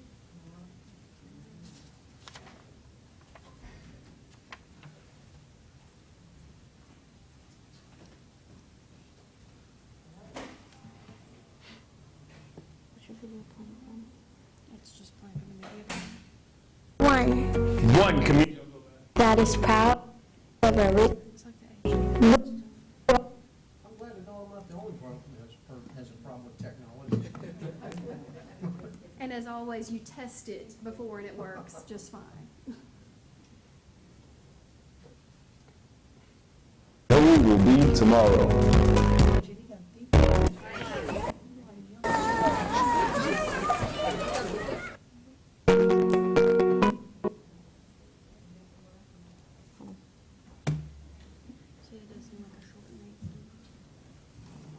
Does this need battery, or is it?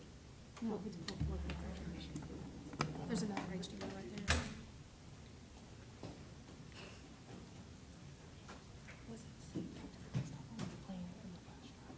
It's on the desktop.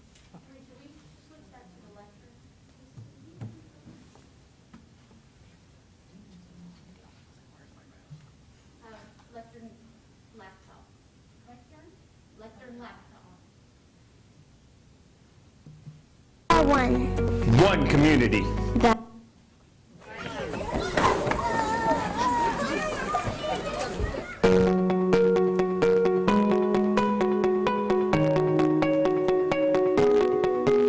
we are one Community. that is proud not only of a rich history, but of who we are today. And who we will be. You sat down too soon. It's okay. We get the point.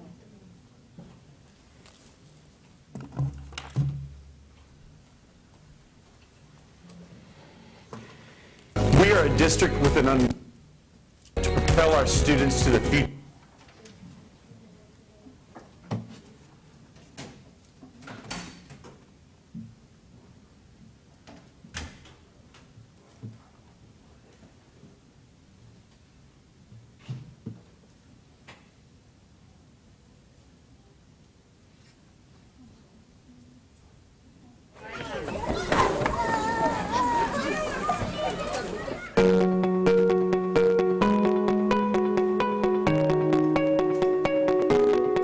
We are One community.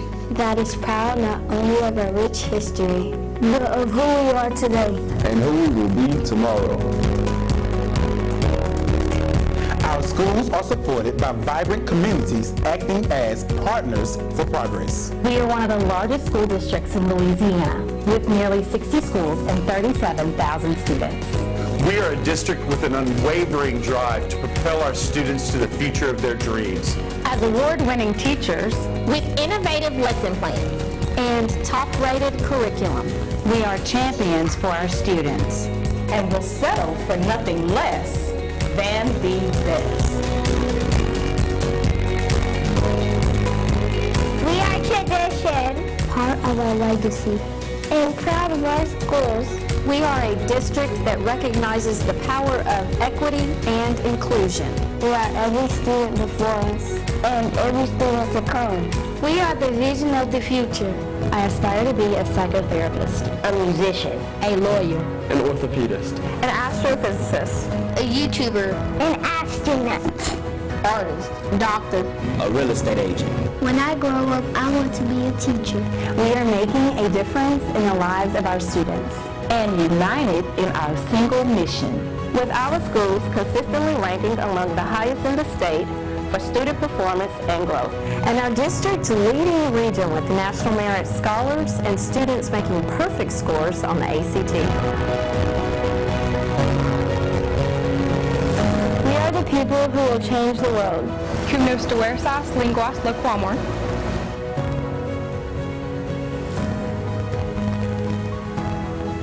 Aber wir sind alle ein Schulbezirk, eine Studentenschaft. We are more than a letter grade, more than a number. We are providing opportunities to explore our talents. We have big dreams, but even bigger goals. And with opportunities to graduate with a diploma and an associate's degree. We are driven by innovation and a commitment to excellence. We are prepared for a global economy. We are artists and singers. State champions. We are performers. From Broadway to the local stage, we've shared our skills in music and the arts around the world. From black holes to exoplanets, we have researched with institutions such as NASA and LIGO. We are a district focused on opportunities and access for all students. Pushing all who are a part of us to overcome adversities and celebrate victories. Dedicated to reaching each student and determined to helping them realize their greatest potential. We are prepared for the next step in our lives. For whatever comes our way. Together, we share our hopes, Dreams. Losses. and triumphs. We are part of something greater than ourselves. We are the future. And the future is ours.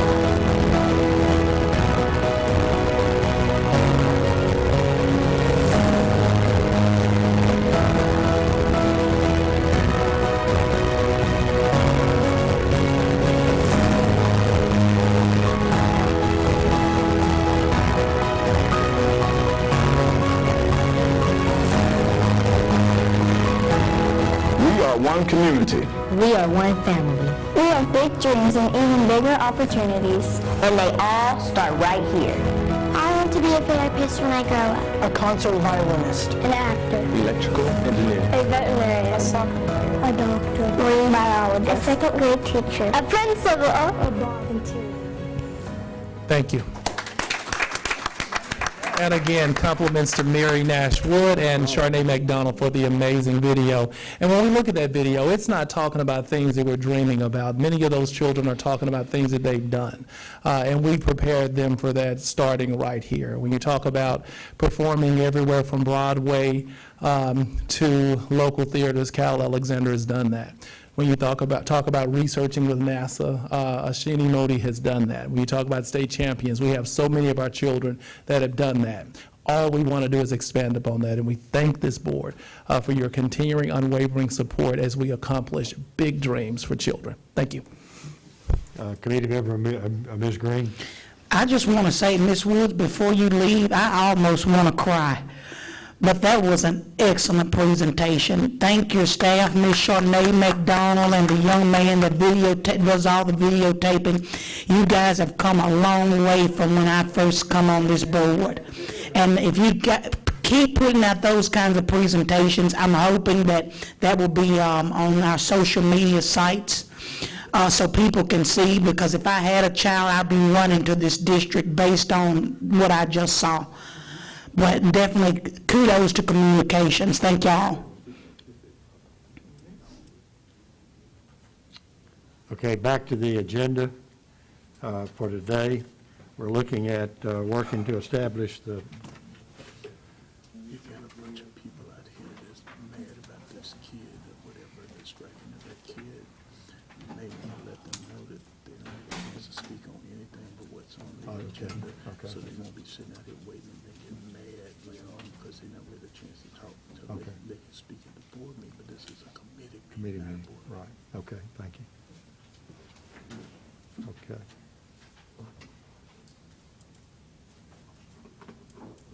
Okay.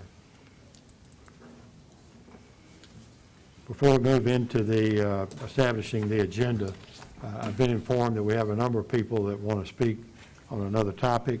I understand, please, that this is an executive committee meeting. It's not a full board meeting, and the only items that can be addressed during this meeting is what is already on the agenda.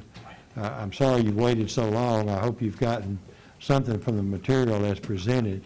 But again, it's our policy that the only thing can be addressed today is what's already on the agenda. You can come to the regular board meeting on May the 18th, and you can address your concerns at that time. Okay? Okay, we'll take a look now at the agenda items. I think. Huh? Hi, we can only speak on what's been presented already, right? Okay. Well, at that time, that's. Okay, I was just after. asking for clarification. What I can do is get one of my staff members to get your information, and I can call you tomorrow, okay? Because you can only speak to things on the agenda tonight. Yeah, we were going to speak on what's on the agenda. Okay. Okay. Okay. All right. I'll call for you at that time, okay? All right, let's take a look now at the agenda items. All right, starting with 6.01, personnel recommendations. I don't think we have any there, is that correct? Let's see. No, sir, there are no personal recommendations there. At this time, okay, all right. Then the 7.01, the purchasing bids.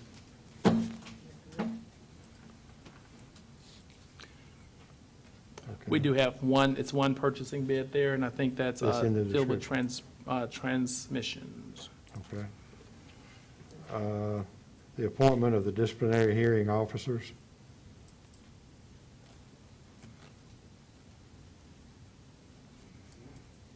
Consent, okay.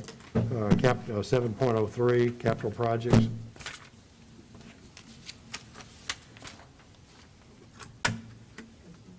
Okay. Looking at 8.01, this can't go on the agenda. We have a request from Southern University. Then the annual review of the consideration of the adoption of the 2021 millage rates. Consent. Consideration of approval of the Caddo sales and use tax commission budgets. Consent. Consideration of the 2020-21 general fund budget revision. Consent. Consideration of the 2000. You're one on the board, Mr. Rochelle. I'm sorry, Mr. Rochelle. Thank you, Mr. President. What I'd like is for this to be gone over and explained a little bit. Which one was that? It's 8.04, general budget revision. Yes. Okay, I'm going to, Mr. President, it's your pleasure, would you please turn on Christy Willis? She's our representing Jeff Howard tonight, our controller. Okay. Yes. So this is just a general fund revision. Any time that we have a 5% variance between budgeted revenues or expenditures, we're required to do a budget revision. You'll notice that there are some particular items that we did have to do a revision because of, one being the general obligation bonds. If you remember, those were approved in 2021 prior to you guys adopting a 2021 budget. So we had to account for those funds. Also, the stimulus CARES funds, those are the ESSER funds. In addition to ESSER, we have the governor's funds, and we have some incentive funds as well. And also, we had to make an adjustment to our beginning fund balance. Okay. Just on the beginning balance, and we're talking a substantial jump. We showed as a beginning balance of a little over 4 million, and we revised it up to 13 million. What was the cause of such a huge revision? That's massive. We outperformed our budget last year. I mean, that is one of the main reasons. Revenues were higher than anticipated, so we did outperform. Okay. And I guess we need some more, I'd like some more detail on that. I understand that is to see where that's one big number. I'd like to see the numbers that actually. Absolutely. Or that are behind that, the supporting information We can behind provide that. Okay. We'll provide that. I mean, and if you remember, in the past, Jeff has talked about, sales taxes were higher than anticipated, property taxes were pretty stable. The oil and gas lease revenue was higher than we ever anticipated as well. So those are the kinds of things that led to a higher fund balance. If we can just get the details. on that. Absolutely, we'll provide the details that I'd led just to like that supporting- difference. Yeah, just supporting documentation on that. Okay. So we, with all of that in mind, we anticipated having a ending balance of a little over 4 million. We had a balanced budget that we approved. And now we're going to be, with revised, we're going to be up to $17.5 million. The, which is kind of, that's kind of a starting point of where we need to remain. I don't know exactly what that percentage is, because I know we want in our reserves or left over, we'd like to be at, I believe we were aiming for 10%? 10 to Correct. 12% is what Yeah. we're looking for. We're making progress towards, in the right direction. Okay, all right. So, and I know we're getting ready to start doing our budget. How do you feel with this revised right now? How do you think that we're going to be when we get ready to do our, to have a balanced, not just a balanced budget, but are we going to, how do we look as far as that's going to be concerned for the upcoming year? You know, my hopes, again, though there's so many unknowns in this as far as with our enrollment. And that's the biggest unknown, because that's a direct indicator of how much revenue we have coming in. But what we are committed to do is to continue to perform at or outperform our budget. Generally, when we've shot in that direction, the last couple of years, we've outperformed the budget. So I do think and hope that we'll be in that situation again. Okay. I just, you know, we worked real hard to build it up, and it has gone down, and we know a lot of that has to do with, well, I'm not going to get it all, but we do know that it has been reduced, and this is nice to see. I mean, this is newsworthy here, for us to have gone from, first we approved a balanced budget, but not only have we outperformed just that, we're looking at having, you know, we've done incredibly well. And we didn't take the funds that were coming in and just turn around and spend them. And I think because that's newsworthy. The staff and the board, I think, deserve a pat on the back for that. That was it. Thank you. Ms. Bell?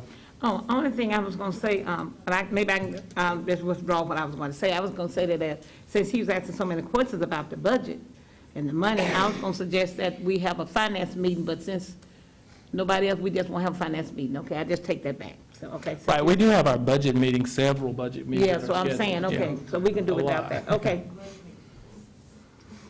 Okay. That's fine. Then we're looking at 8.04, 8.05, 06, 07, 08, All this or budget. excuse me, 07.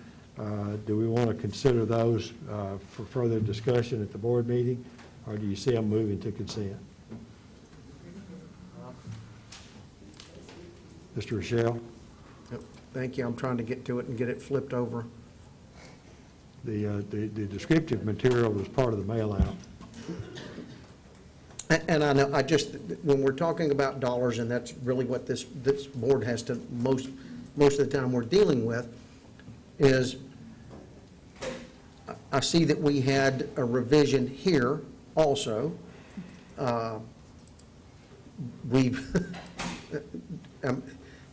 Can we get more details, or you can respond now, and I'd still like to have more details supporting documentation for this. For which one, capital projects or? Just, yeah, the capital projects beginning balance, we started with basically 2.3, and then we revised it by an additional almost 3.1. So we added that. Right.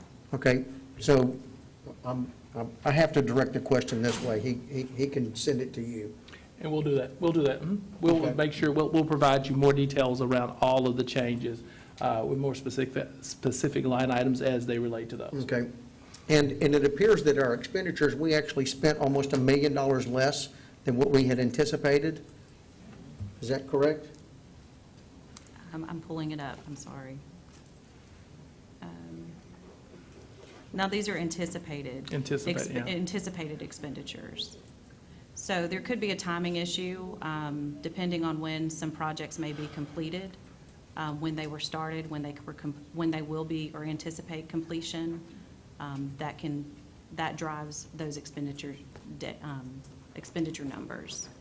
Okay, well then I guess I don't understand. It says it's a revision to expenditures. Right. And it's being, is it not going to be reduced, or is it being reduced? It is being reduced. So we anticipated at the beginning of the year, maybe completing some projects. Maybe at this point in the year, we understand that some projects may not be completed before our fiscal year end close. So all the final expenditures will not post this year. Okay, so I guess I'm gonna ask for more details here, because this could either be that there's some projects that weren't completed, or did we get everything done? You know, what hadn't been completed, or how much money did we save versus what we had budgeted for? Okay. Does that make sense? Yes, definitely. Yeah, we can provide the Okay. information. I would just like those details on that.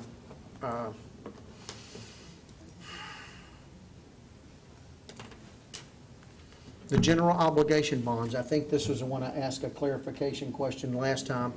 That was the end of a 2018 or 2019 bond? Is that- 19. Was that correct? 19. 2019? These proceeds that you're seeing now are the 2021 proceeds that we received from the issuance of the bonds. Okay, so these are 2000. Those revenues that you're seeing for general obligation bonds, those are the proceeds from the sale of the 2021 bonds. Okay, Okay? okay. How much do we have left on the bonds that we can sell out of that? Do we know that answer? I would have to look at the detail. I know for sure that all the 2019 bonds proceeds have been fully expended. Okay. And again, we can make that a part of the response, or adding to the mail out. And I don't mind with this the being information. on consent. It would be nice to have those details. Okay? Thank you. So you want to put it on consent, and I'm just letting him know that. we will certainly provide additional backup. I trust you. Okay, Mr. Little? Thank you, Mr. President. I had a question about .08. I don't know if it's an appropriate time to discuss it. I'm not sure where exactly we are on the, Well, we're still looking at the consideration of the budget adjustments right now. But I'll come back to you if that's okay. Yeah, sure. Okay. Ms. Trammell? I was just trying to see the items that we were putting on consent. These items can go on consent, Mr. That's what I heard. Yeah, I haven't heard anybody disagree with that. With the cravat, that we have a little more detail on the adjustments. Okay. And I think it's part of the mail out that we received.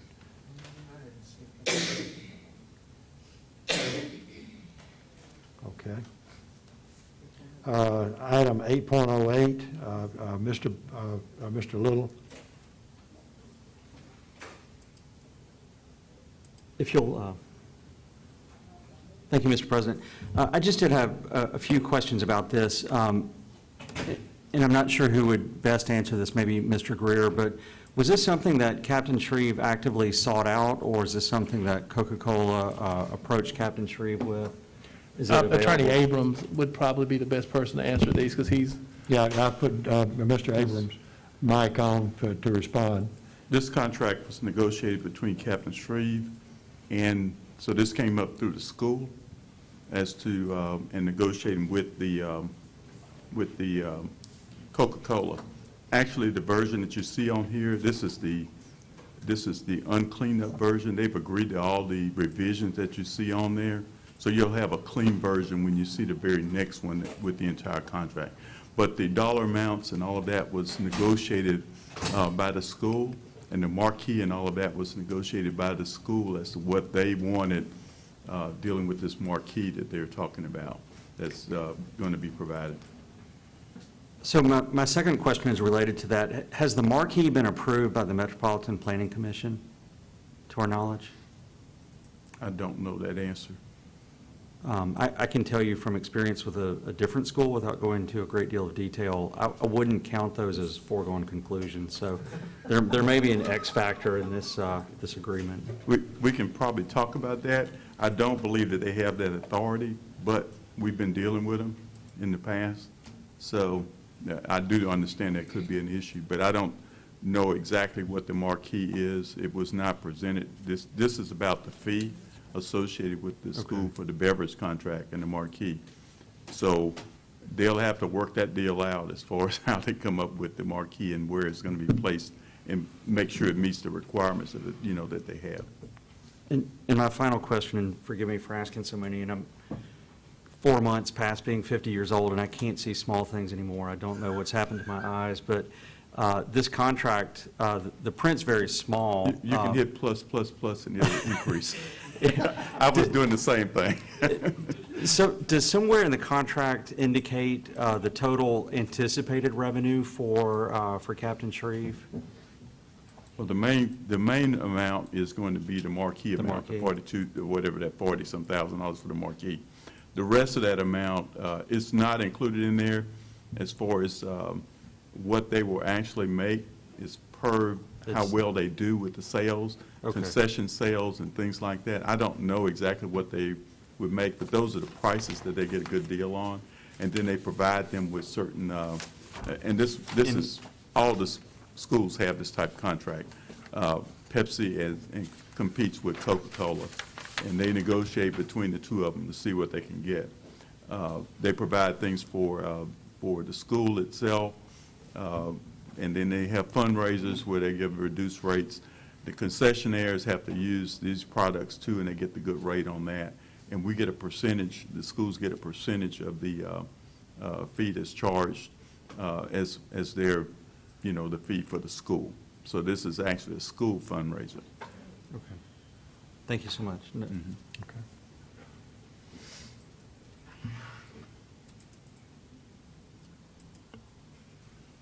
So is this item 8.08, is that considered for consent? It suits me, yes. Okay. Any disagreement? Okay. I'm not executive, but.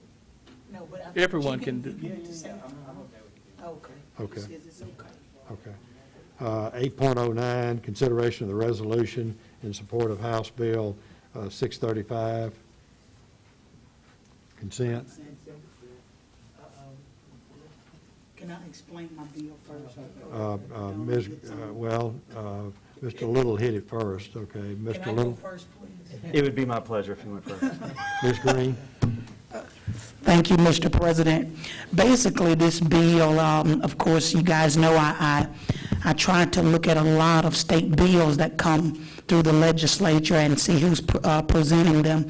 Representative Glover has a bill, and he got this bill from dealing with a student in Caddo.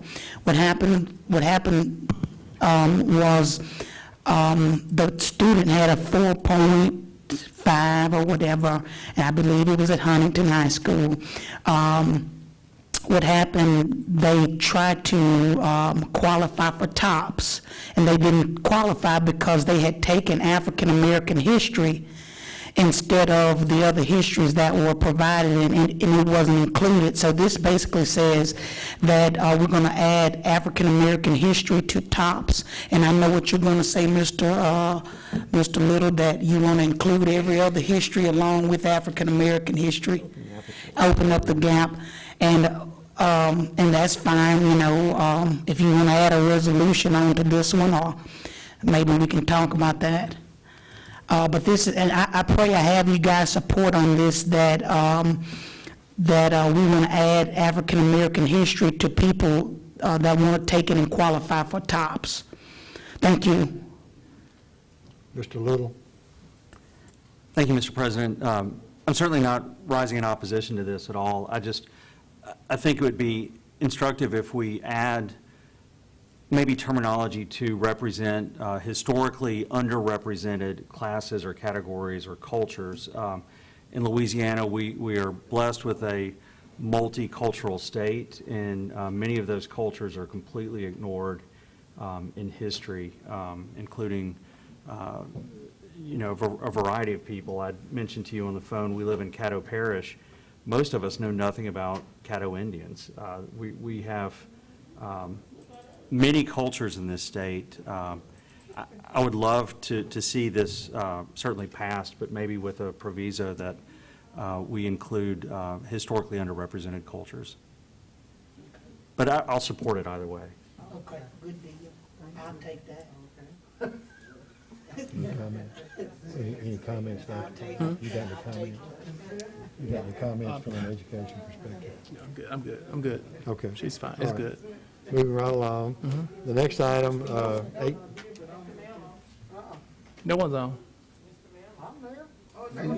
It's showing no one. oh, I'm sorry. You're not It- sure? I Oh, lost okay. it. Mr. Mail. Yeah, I was wondering there, Mr. Little, where you were taking that, that point to. I got a little, okay, we good. Okay, all right. That's it. Okay. Mr. Rochelle? I have a question. Dr. Gorey, maybe you can answer this question. Have we been teaching this course and it's not being given credit at the state level? Right, we have been teaching this course. In fact, we have the course in our district, and the issue that we've run into, though, is that the state top scholarship program has not recognized this course. So really excited to have the opportunity to partner with local legislation so that this is a choice for students as they are trying to compete for TOPS dollars. I think it's really important to note, and we just looked at the demographics of our district, and I think there are a lot of children in our district that would be interested in this course. So really, I think this resolution's a step in the right direction for Caddo Parish students to have even more options to qualify for TOPS dollars. Okay. So it qualifies for a credit. It didn't qualify for TOPS dollars. Exactly. It does Okay. not count as one of the history units for TOPS in our current system. Okay, and so with this resolution, because it's just a resolution, it carries no weight at all. Well, I think Yes. what it does, it shows support. So my question is who does this need to go to that's actually going to approve this for TOPS credit? Who is it? This will go to represent, well, you can speak, I'm sorry. What governmental body, is this going to be Bessie? No, Or is this is it, going to the state. This is going to the state reps. okay, And then they'll go to the Senate. Right. And I think it would end up at Bessie as well. I think this is something They'll that definitely know all of about our- it. Oh, After the absolutely. board approves it, we will send it to all of our local decision makers in relation to those classes that are approved for TOPS. okay. Okay, I just, because this seems to be only one step in the process. Absolutely. It's just us showing support as a school system to help move this process forward. Okay. That was it. If you would, Mr. Dixon, I'm going to defer to the lawyer for comments first, if that's okay. All right. From what I understand, there is the bill that's pending. So basically what it amounts to is that the request is to show that Caddo Parish is in support or support of the bill as it currently exists. So it would just go to Representative Glover and, and be able to dispense, send it to all of those that's there and whoever want to, and express our thanks for them considering it. But it's already proposed, so it is not like, then the next step will be whatever they do at the legislature, and if they approve it, then what do they direct Bessie to do, because there would then need to be curriculums and everything else developed, I think, but that's where we are. So this bill is already done. It's not like we're asking for a bill to be introduced. It's already there. Mr. Dixon? My question is quick. As far as African American studies are concerned, is it offered at all the high schools or just certain It's ones? not. No, it's actually offered in 3 of our high schools currently. But again, I do think as you expand this, it's a great opportunity for us to add this class to many of our other high schools, to all of our high schools. I do think, though, and I'll say this, this as an approved class, and I don't remember the exact year, but it hasn't been long since the class was added as a class to get credit, so. Well, I would think, especially since we got a strategic plan that's pushing toward diversity, that it ought to be extended to all the schools. Agree, absolutely. Couldn't agree more. And what I will say is that that's going to automatically happen when you look at children, especially our children that are competing for our TOPS dollars. When you add that as a choice, you're going to see so many children select that. And it is kind of hard to select it now if it's not qualifying you for those dollars. So we do look to have a push of that as we get through this legislative process. Ms. Green? Mr. Dixon actually took my next point, because that was going to be the next thing that I was going to say. But to close the well, I see a couple of more people on. But I will be going down there in support of this when it's presented, and on behalf of myself, I can't say the board, but, well, it could be the board if it passes. If it passes. Yes, if it passes. So hopefully I have you guys' support. You do. Mr. Ryle? Thank you, President Alvin. May I direct this question to Ms. Green? Yes. Have you, or has anybody reached out, I know this is dealing with our parish and Representative Glover, has anybody reached out to the other boards in the state about supporting on this? She's not on. Oh, you want alone? Because that'll carry a whole lot more weight than just us. Yeah, I believe Red River is going in this direction as well as they were telling me about a history teacher in DeSoto Parish. So I'm quite sure the word's getting out, and we'll have some more resolution. It won't be just us. I'm sure some more resolutions from other parishes. But I will talk to some other board members to get some certainties there. Webster would be a good...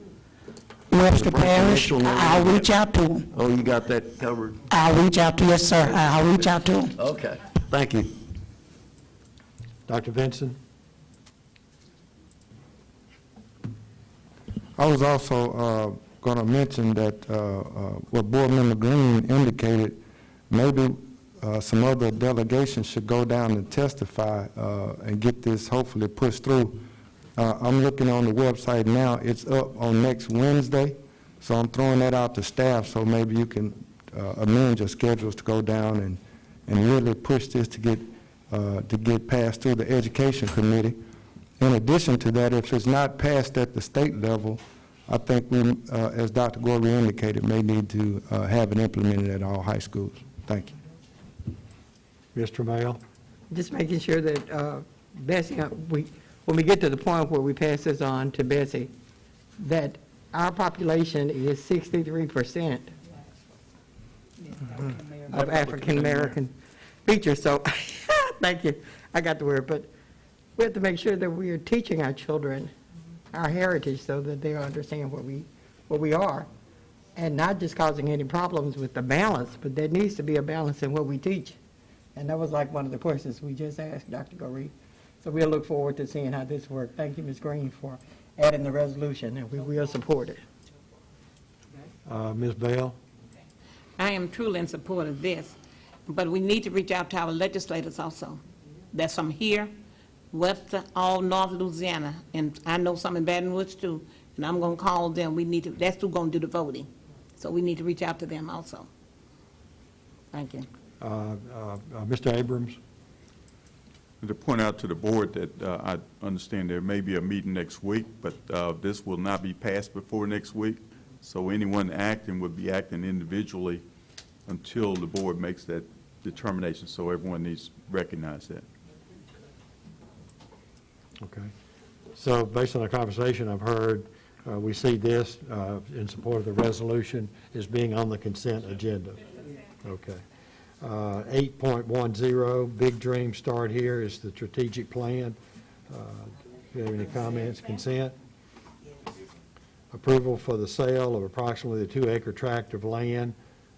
This is by the Caddo Bossier Port Commission. Consent? You have one on the board. Okay. I have a couple of questions. Number one, I don't see the plat on here. It says it's attached here and marked in red and highlighted yellow. There is no plat here. I think that we were actually requested that before. Does anybody have a copy of the plat? Where is this 1.8 acres exactly? Mr. Greer, do you have a copy of that plot of land? I know I've seen it before.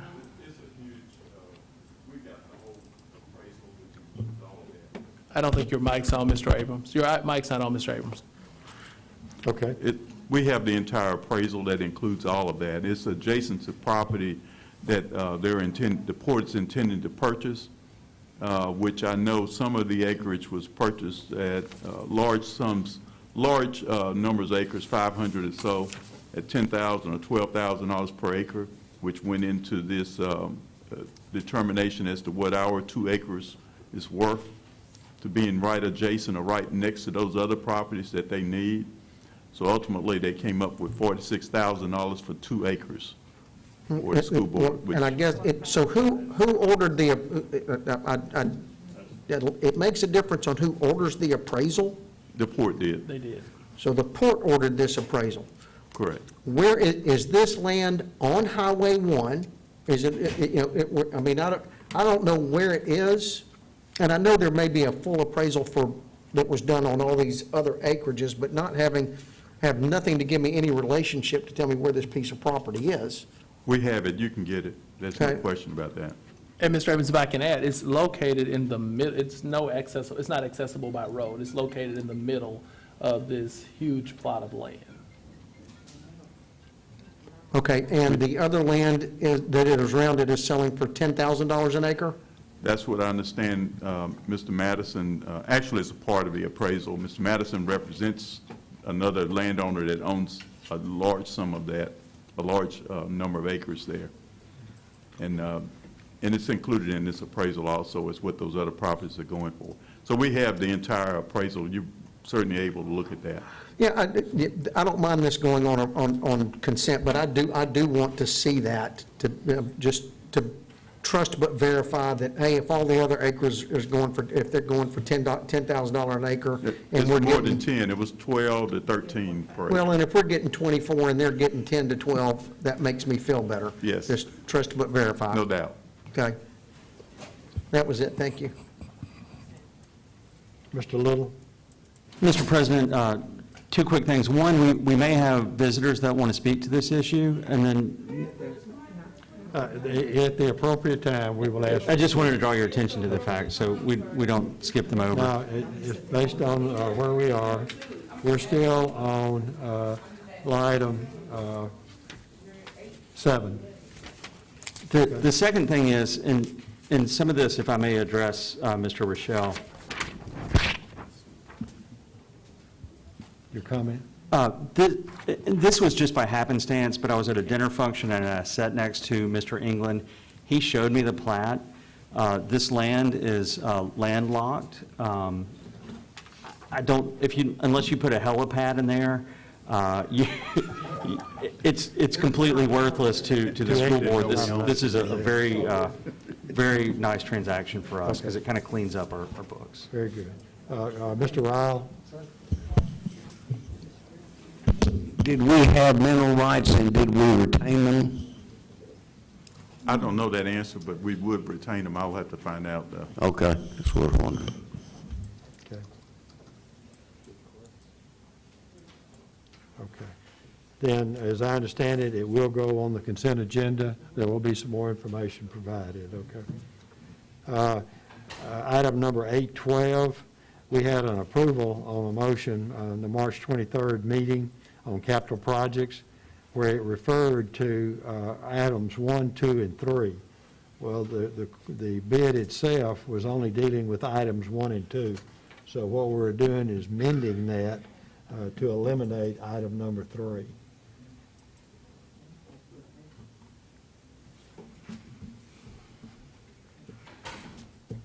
Any questions or not? We see that on the consent? Okay. 13.01. 13.01. Oh, I'm sorry. Mr. Abrams, comment? Well, I was just going to make it clear that I was reviewing the contract today for this particular item, and the contract basically had a base plus, had alternates 1 and 2 when I reviewed the contract. Now I went back and I reviewed the motion of the board, and it said it said base plus alternate 1, 2, and 3. So when I reviewed it, there is no such thing as alternate 3, even though the motion was 1, 2, and 3. So I want to clean that up and make sure it's clear. The dollar amount is the same. for the entire project is just to make certain that it's clear that the board is approving the base plus alternates 1 and 2, not 1, 2, and 3. Okay, it goes on consent. Last item, 13.01, student readmission. There were some cases, but they've all been Yeah, settled. 3, and they're all in agreement, so. Consent. Okay, You got the legal update, 13.02, that can go on consent also, if the board so chooses. oh, yeah, consent, the legal update on a case that we've got in action, that could also go on consent. I'm sorry, I got my own note there. Okay. Going back over the agenda. Bless you. Beginning with item 7.01, consent, 7.02, consent, 7.03, consent, 8.01, not on consent, 8.02, consent, 8.03, consent, 8.04, consent, 8.05, consent, 8.06, consent, 8.07, consent, 8.08, consent, 8.09, consideration of the resolution, consent, 8.10, Big Dreams, consent, 8.11, approval of the sale of the 2-acre tract, consent, 8.12, the correction to the motion to eliminate item number 3. And then 13.01, consent, 13.02, consent.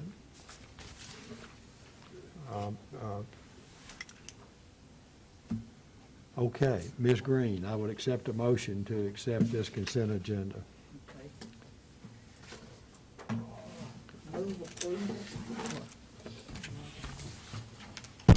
Move approval of proposed agenda and consent agenda for the May 18, 2021 Caddo Parish School Board meeting as presented. Mr. Nations, Second. moved and seconded. Will the committee members please vote?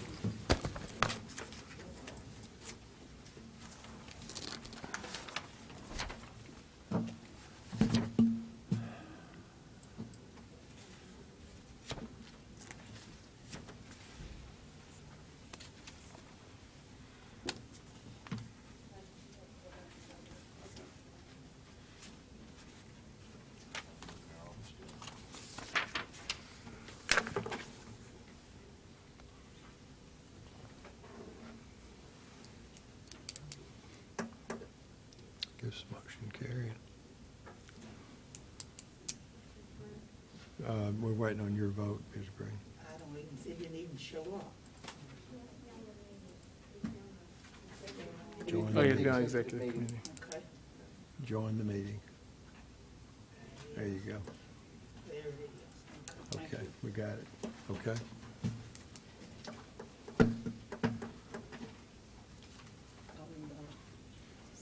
Okay, motion passes. Next item on our agenda is the polling of the audience. The Caddo Parish School Board welcomes your input and comments as we poll the audience regarding items that are subject of the upcoming board meeting. If you would like to speak regarding an item that is the subject of the upcoming board meeting, please come to the podium and state your name and address for the record. You do not have to fill out a card. When it is your time to speak, please step to the microphone and make your remarks to the entire board. Please limit your comments to no more than 3 minutes. A time clock on the monitors will help you be aware of your time. When time runs out, your time is up. It is the board's policy not to respond individually to members of the audience. When appropriate, the board may refer concerns to the staff to be addressed. As this is a public meeting, we ask you to refrain from referring to personnel by name or incident. Thank you.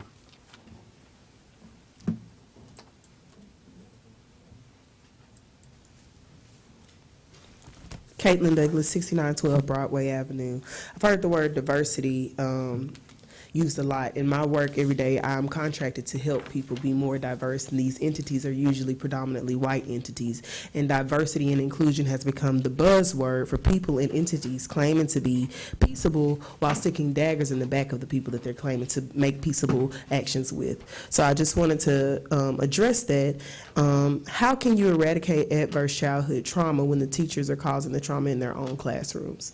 It's not every teacher. Every teacher should not be representative of the bunch, but as we all know, and as we say, and as the Caddo symbolism has the apple, we know that one bad apple spoils the bunch. The school lunch system is 75 years old too, basically. That lunch must be 75 years old too.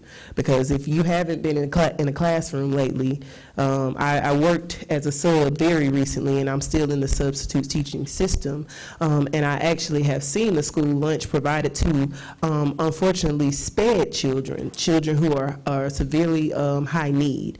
It is ridiculous. It is unacceptable.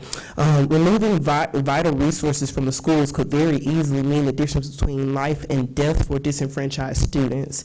You may mention that, Mr. Goree, certain schools should be allowed to have autonomy based on the performance of the school. The idea that certain schools should be allowed to have autonomy over certain decisions is proof of the level of incompetency thriving in the Caddo school system. High-performing schools are also almost always predominantly white. You're literally suggesting that we perpetuate privilege to those schools who already have an abundance of it. So I would very seriously reconsider the autonomy aspect of your plan. I think it was a good plan to start with, but as Mr. Terrence Vinson asked, what are we doing with all the old plans? I want to know how many people in this room actually have children in Caddo Parish school boards right now, and including the board. Okay, so the moment something that actually was diverse and inclusive and it was presented, Mr. Little actually pushed back on it. So we need to be more cognizant and aware of our circumstances and be more willing to actually listen. I saw in your presentation that you want community leaders and you want parent engagement, but the moment that something that Ms. Green, and I highly commend you for wanting to support that resolution, Ms. Green, that Mr. Glover is supporting in representation. But I'm very disappointed with the fact that not one but two people on the board kind of pushed back on it when that is something that's literally going to stop and eradicate the discrimination in our school system. I'm 26. I went to 3 different elementary schools here because I was discriminated against by teachers and I was bullied by students. So I would really encourage you guys to make a change and to actually listen to people and be willing to do the things that may make you uncomfortable but help everybody else. Thank you. Next.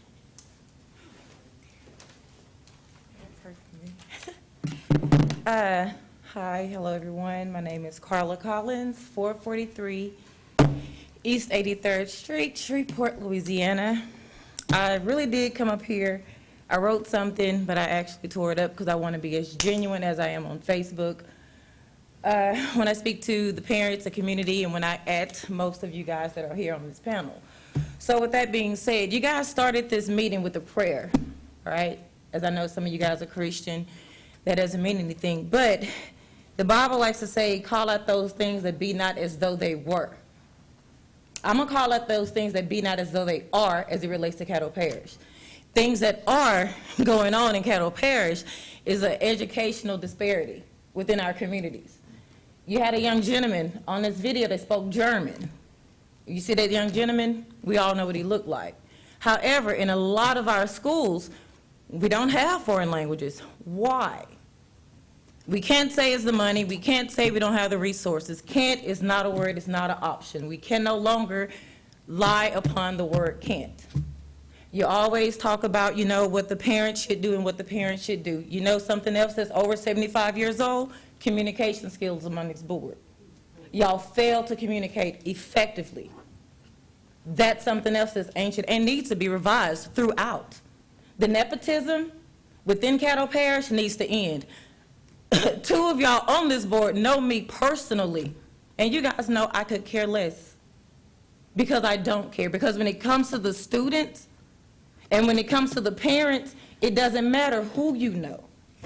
A lot of y'all fail to have the heart and the compassion that's needed to fulfill your job duties. You should care less about the paychecks that allow your kids and grandkids to go to private schools and care more about the people that you swore and serve. Allegedly. And I use that word loosely because a lot of y'all are allegedly carrying out your duties. Yes. Do I live here? Absolutely, I do. Do I come from out of state a lot of times? Yes, I'm what you call a dual citizen. Do I have a child that's here in Caddo Parish? I think the number was, I forget the number was. I hit that opposition all the time, but you bet your bottom dollar I do. I may be a mother of 2, but as I've stated so many times, I'm an auntie of many. And I wish you all carried that within your hearts, because it's one thing to say you have a vision, it's one thing to have a dream, but what's a dream without action? It's just a mirage. It's just a hope. We're done with hope. It says faith without works is dead. What is hope without works? It's dead. It's time for y'all to wake up and do what we pay y'all to do. That's all I have to say. Yeah.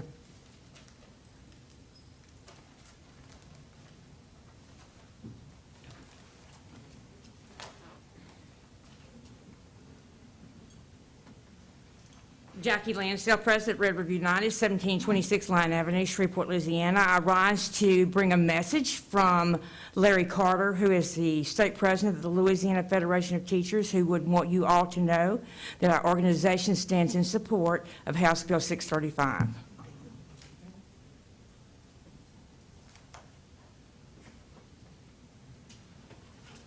Are there any other speakers?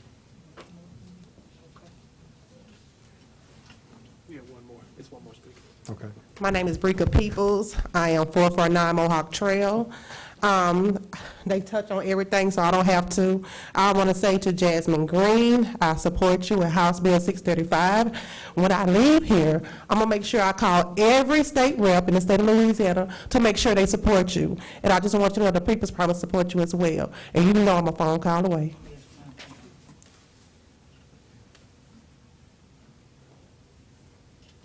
Any other speakers? Board members, are there any announcements that you want to make? Ms. Green? Thank you. Just want to recognize, I see actually that y'all don't like me to do this, but I see my church member here. I see Ashley Bell. Ashley is also an activist in the community. And she almost has her own talk show on Facebook. But I appreciate the work that you're doing. Also, Sister Douglas, I watch you on City Council meeting. Carla Collins, everybody knows she has her own Facebook Live, and Brika Peoples with the People's Promise. Thank you guys for all you guys do to support the community that's much needed. Continue to do what you do, and don't let this be your last board meeting. Yeah, don't let this be, keep on coming, and if you guys need any board members, especially me, I'm only a phone call away. So thank you guys for coming, and continue to come, continue to come. All righty, thank you.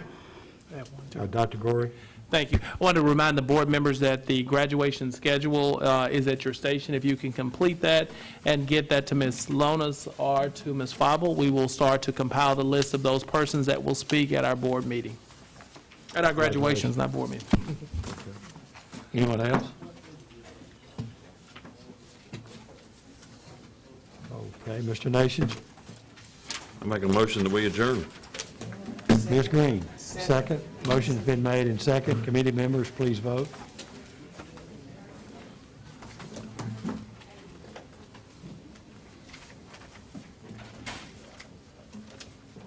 I do appreciate the full participation of the board today.